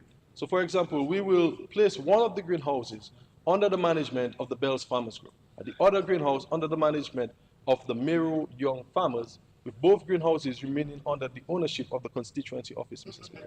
So when we do these sort of things, Mr. Speaker, all of the gains and profits that are being reaped by selling of seedlings and all of this can be reinvested within the agricultural sector, Mr. Speaker. I understand the challenge of the Global Mail Road, for example, Mr. Speaker. And the extent of this road is going to be a lot financially. Mr. Speaker, I can tell the constituents of Bells that they can rest assured that my team and I have tailored a practical and working plan that will be accomplished on a phased basis, Mr. Speaker. And with the addition of the greenhouses, Mr. Speaker, and the gains that they have reaped, they can also buy 2 pallets of cement or 3 pallets of cement, Mr. Speaker. I am willing to provide labor, Mr. Speaker, and tariffs, whatever is needed. But the point is, Mr. Speaker, we are breaking dependency or total dependency, Mr. Speaker, on federal government, Mr. Speaker. And we are going to do something to help ourselves, Mr. Speaker, in the St. Joseph constituency.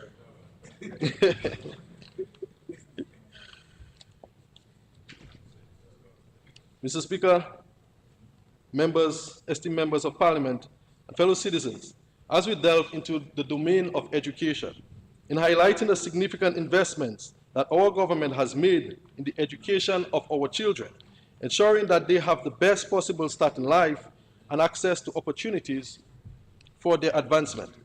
We have been steadfast in providing universal access to primary, secondary, and tertiary level education, as well as early childhood education in our schools. My commitment to empowering minds and nurturing talents takes center stage. This budget will enable me with the opportunity to materialize many of the plans I have for this constituency where education is concerned. Mr. Speaker, it would be remiss of me to not once again thank this government for the opportunity to pursue a university-level education, Mr. Speaker, in the People's Republic of China. I returned to my country to serve as a member of Parliament, Mr. Speaker. Mr. Speaker, this is why we don't have to pay attention to what these pundits may say and the naysayers, Mr. Speaker. China is an amazing place to pursue a university-level education. But it all begins with your mindset, Mr. Speaker. It all begins with what you want. And if you are determined, Mr. Speaker, and you're ambitious, then the sky is the limit, Mr. Speaker. You can go to Iraq, Mr. Speaker. You will definitely be successful. As we embark on the national reset, it is imperative that we critically review our current education system. Now that's a given. Given the evolving national and global realities. As a member of Finance said in his budget presentation, Mr. Speaker, the world is undergoing dramatic changes, and we must adapt and adjust to keep pace with these transformations. A shift in our approach to education is necessary, and the national reset calls for comprehensive education reform that my dear colleague will be taking responsibility for, taking the charge on, Mr. Speaker. Mr. Speaker, my vision for education extends beyond the classroom and into the realm of professional development. Mr. Speaker, to cultivate a workforce that excels in their respective fields, I am wholeheartedly expressing my support in robust professional development initiatives. A skilled and adaptive workforce is the bedrock of a dynamic economy, and I am committed to nurturing such a workforce within my constituency.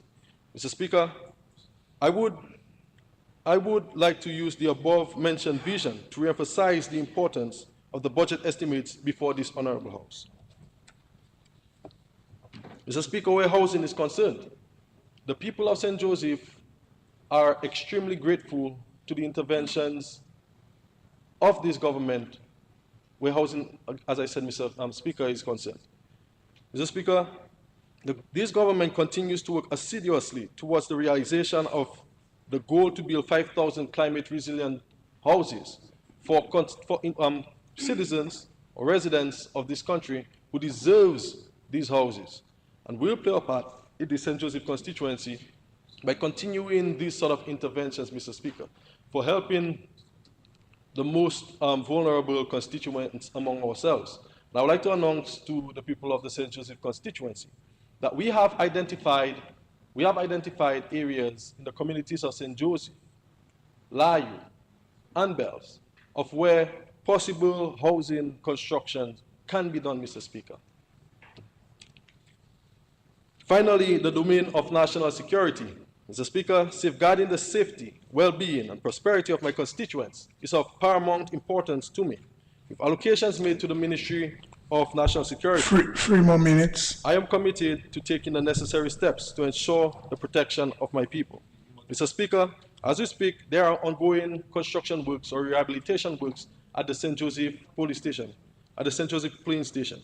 I am dedicated to providing better accommodation to our police officers and inmates. This will enhance the overall effectiveness of law enforcement efforts within my constituency.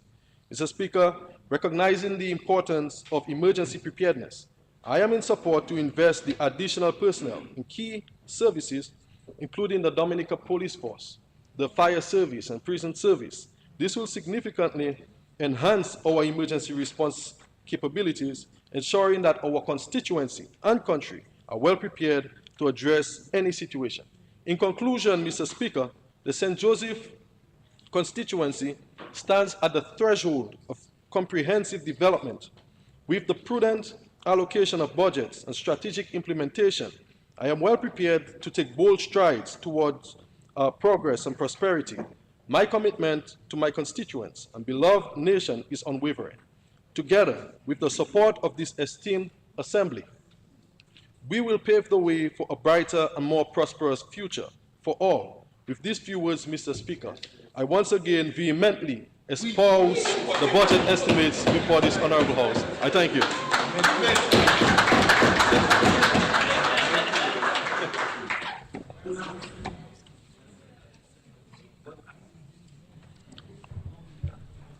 Yes, Senator Lockhart. Thank you, Mr. Speaker. Before I begin, Mr. Speaker, I must caution Honorable Lloyd that sandflies are worse than mosquitoes. So your colleagues are in problem with you, my brother. Mr. Speaker, I rise to give my contribution to the 2023-2024 budget, which the Minister of Finance has competently presented to this Honorable House. And I also seek your permission to refer to my notes from time to time. Permission granted. Thank you. Like every other national budget presented by this Labour Party-led government, 2023-2024 was met with high commendations by the Dominican public both here and abroad. Whenever this Labour Party government, under the leadership of Prime Minister Roosevelt Skerrit, presents a budget, the people of Dominica applaud in exuberance. It is always a fully loaded release of hope and confidence, suited for the times type of budget. You see, Mr. Speaker, traditionally, governments before this one would present budgets laden with pie-in-the-sky promises, with unrealistic projects and programs nearing the end of an election term to attract support. But this Labour Party government has eradicated these manipulative antics. There is no doubt that this current administration has enhanced and given us a budget that we can be proud of.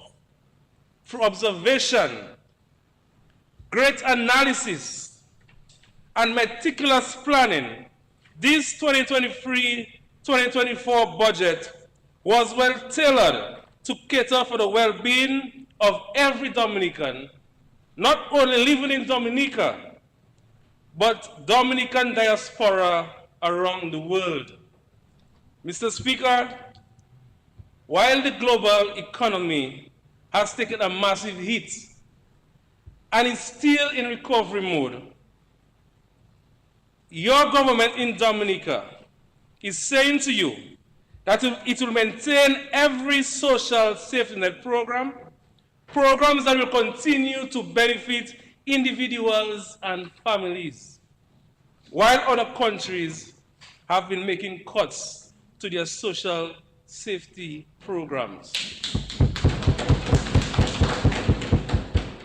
The World Bank feature on how social safety net programs protect families from the impact of economic shocks, natural disasters, and other crises indicates, and I quote, "A vast percentage escape poverty because of social safety nets, providing clear evidence that social safety net programs, which include cash, in-kind transfers, social pensions, and school feeding programs targeted to the vulnerable households and making a substantial impact in the global fight against poverty.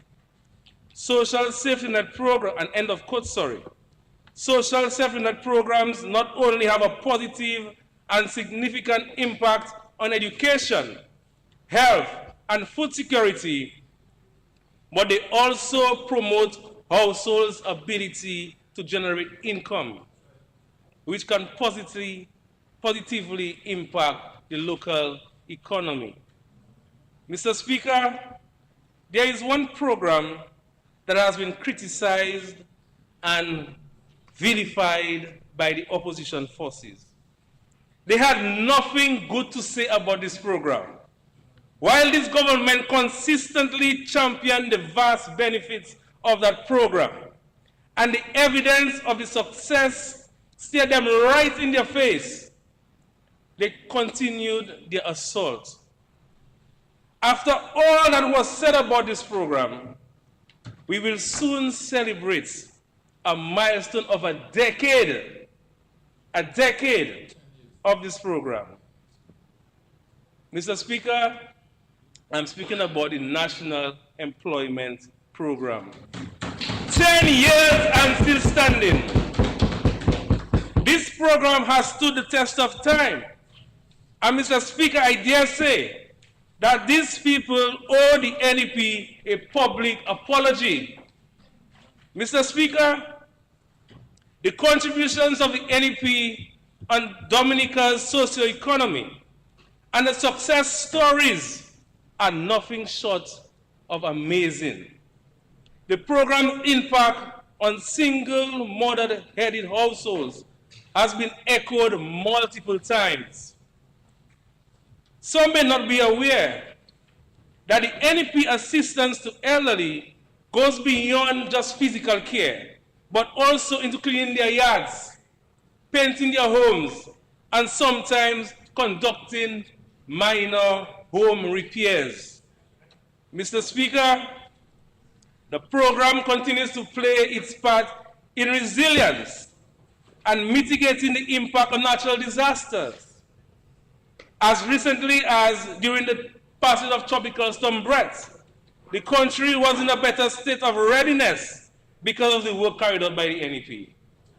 The clearing of drains and other waterways, building of drains, cutting of overhangs, and planting appropriate vegetation to curb soil erosion, just to name a few. And Mr. Speaker, that was evident throughout the Cottage constituency.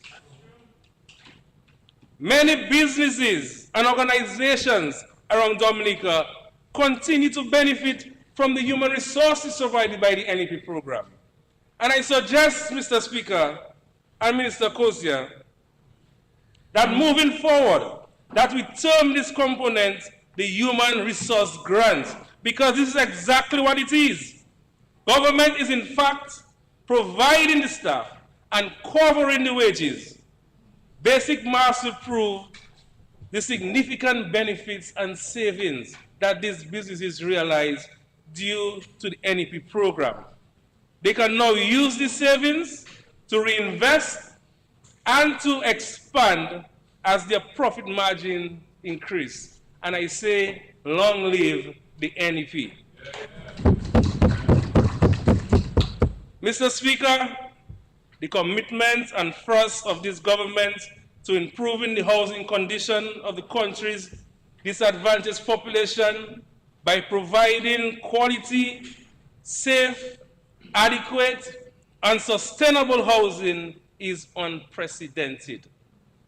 Further, our efforts aim at ensuring that everyone who is desirous of building a home can do so with some level of support. The housing program in Dominica is expansive, Mr. Speaker. In the Cottage constituency, in particular, Fisheries, Sansove, and Gurup, we are looking at the relocation of these residents to new communities. This relocation exercise does not end with just the identification of safe land, but instead, homes will be constructed and all the corresponding amenities required to create a new community. The housing revolution first started in the Cottage constituency by then Parliamentary Representative Lauren Barnes Roberts. Today, we witness the continuation of this revolution and the evolution of this program across the country. What first started as home repairs has since advanced into the construction of new homes. Homes that are now fully resilient with the capability to withstand hurricane-force winds and in some cases, earthquakes. Apartment buildings and complexes equivalent to those in the United States, Canada, and France are now spread over many communities. Mr. Speaker, I am incredibly elated to know that the Ministry of Housing will continue to provide our citizens with the opportunity for an adequate standard of living. And even more so, Mr. Speaker, the government will continue to provide tangible opportunities for young people to own their own homes by the way of the construction of the first 50 homes under the future housing programs, 500 lots to public officers under special concession, and the provision of $10,000 for first-time homeowners under 40. And Honorable Minister of Housing, I can tell you, I've received several calls and WhatsApp messages from young people indicating their interest in lots. So you have 500 lots, and I got about 200 calls already. And a number of young people in the Fisheries constituency too have benefited from the $10,000 grants, and it is my hope that others will take advantage of these opportunities as well as the other housing initiatives. Young people continue to be disproportionately affected by crime and violence. Mr. Speaker, we pay close attention to the media across the Caribbean. The impact of crime and violence on young people is alarming. Our islands are experiencing high record rates of crime and violence. As a government, we see this as a call for continued action, a call for our government to continue to invest in the development of young people. We will continue to ensure that the youth who are in conflict with the law have meaningful opportunities so they can reintegrate back into their families and communities. We will continue to develop and implement programs that focus on strengthening community networks as the young people feel supported in their communities, as evident in this year's budget. I must highlight programs like the Dominica Youth Business Trust, the Youth Skills Training Program, the National Employment Program, Small Business Unit, the Work Online Program, and other opportunities provided under the Caribbean Digital Transformation Project, among others. Our efforts are strengthening our social services to ensure that young people have access to wraparound services, such as psychological support, opportunities for higher education, opportunities for entrepreneurship, and families having access to parenting programs to support young people to reach their full potential will also continue. When we speak to young people, Mr. Speaker, they have ambition. They want to do better for themselves and for their families. And we need to capitalize on this. We need to ensure that we are targeted and deliberate in providing these wraparound services to rehabilitate these young people so that they can become productive Dominican citizens. This notion that the government is not doing anything for young people must be dismissed. The opportunities are there. I call on all young people, it's after 10, you all are still up. I call on all of you to come forward and take advantage of these opportunities that the government has created for you. Take advantage of the $10,000 grant for first-time homeowners under 40 years. The 500 lots which will be available this year. The many opportunities under the Digital Transformation Project, especially the grants and the digital hubs in several communities. The many scholarships and other training opportunities, both here and in Dominica, and from our bilateral partners. The several opportunities in small business development, training, grants, concessionary loan at Aid Bank at 3%, payment of rent for small businesses, opportunities in agriculture, and the list goes on. Make greater use of the opportunities that we are providing for you, the young people of Dominica. And I extend this call even more so to the people of the Fisheries constituency. This 2023-2024 budget was designed with you in mind. Be ready. We are nearing completion of a $127 million road project, which is a major investment that will benefit our constituency in many ways. Any road project provides human benefits. It has an impact on the safety of travelers, vehicle operating costs, travel time, and of course, employment opportunities. We should now begin to position ourselves to tap into the economic benefits that will result once this road project comes to completion. Castle-Bruce, Deepa, Mopo, Tranto, Good Hope, and Fisheries will soon become the new hotspots to line, to eat, and to recreate. And it has started already. But sometimes some friends call me and tell me the sun survey, the Fisheries, and that's what's happening there. But maybe there are other things. But you see, we have a good road now. We have the best road. I mean, yeah. Half an hour. The further development of the Castle-Bruce constituency will shift into high gear with the improved fish landing site in Sansovere, the upgrading of the Castle-Bruce hard court and the playing field, and the creation of our own innovation hub under the Caribbean Digital Transformation Project. Mr. Speaker, Castle-Bruce will get a slice of every pie, and Chisha Boni and us will ensure of it. We can't be greedy. A slice. It is left for our beloved constituents to come forward, reach out, engage us, ask questions, be proactive, don't sleep on yourselves. We are your partners in development. Whatever we do, it is done with you in mind. As we step into this new financial year, Mr. Speaker, I look forward for the full implementation of all plans and programs clearly outlined by the Minister of Finance in the 2023-2024 budget, a budget that was carefully planned with sound financial management and responsible allocation of resources.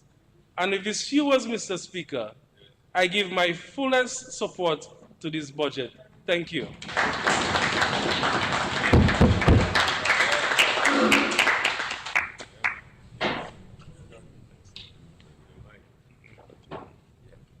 Mr. Speaker, I move that the House be adjourned to tomorrow, Friday, the 28th of July at 10 a.m. Seconded. It has been moved and seconded that the House be adjourned until Friday, 20th July at 10 a.m. Those in favor? Those against? The ayes have it. House stands adjourned to 10 a.m. Friday, 28th July 2023. Mr. Speaker.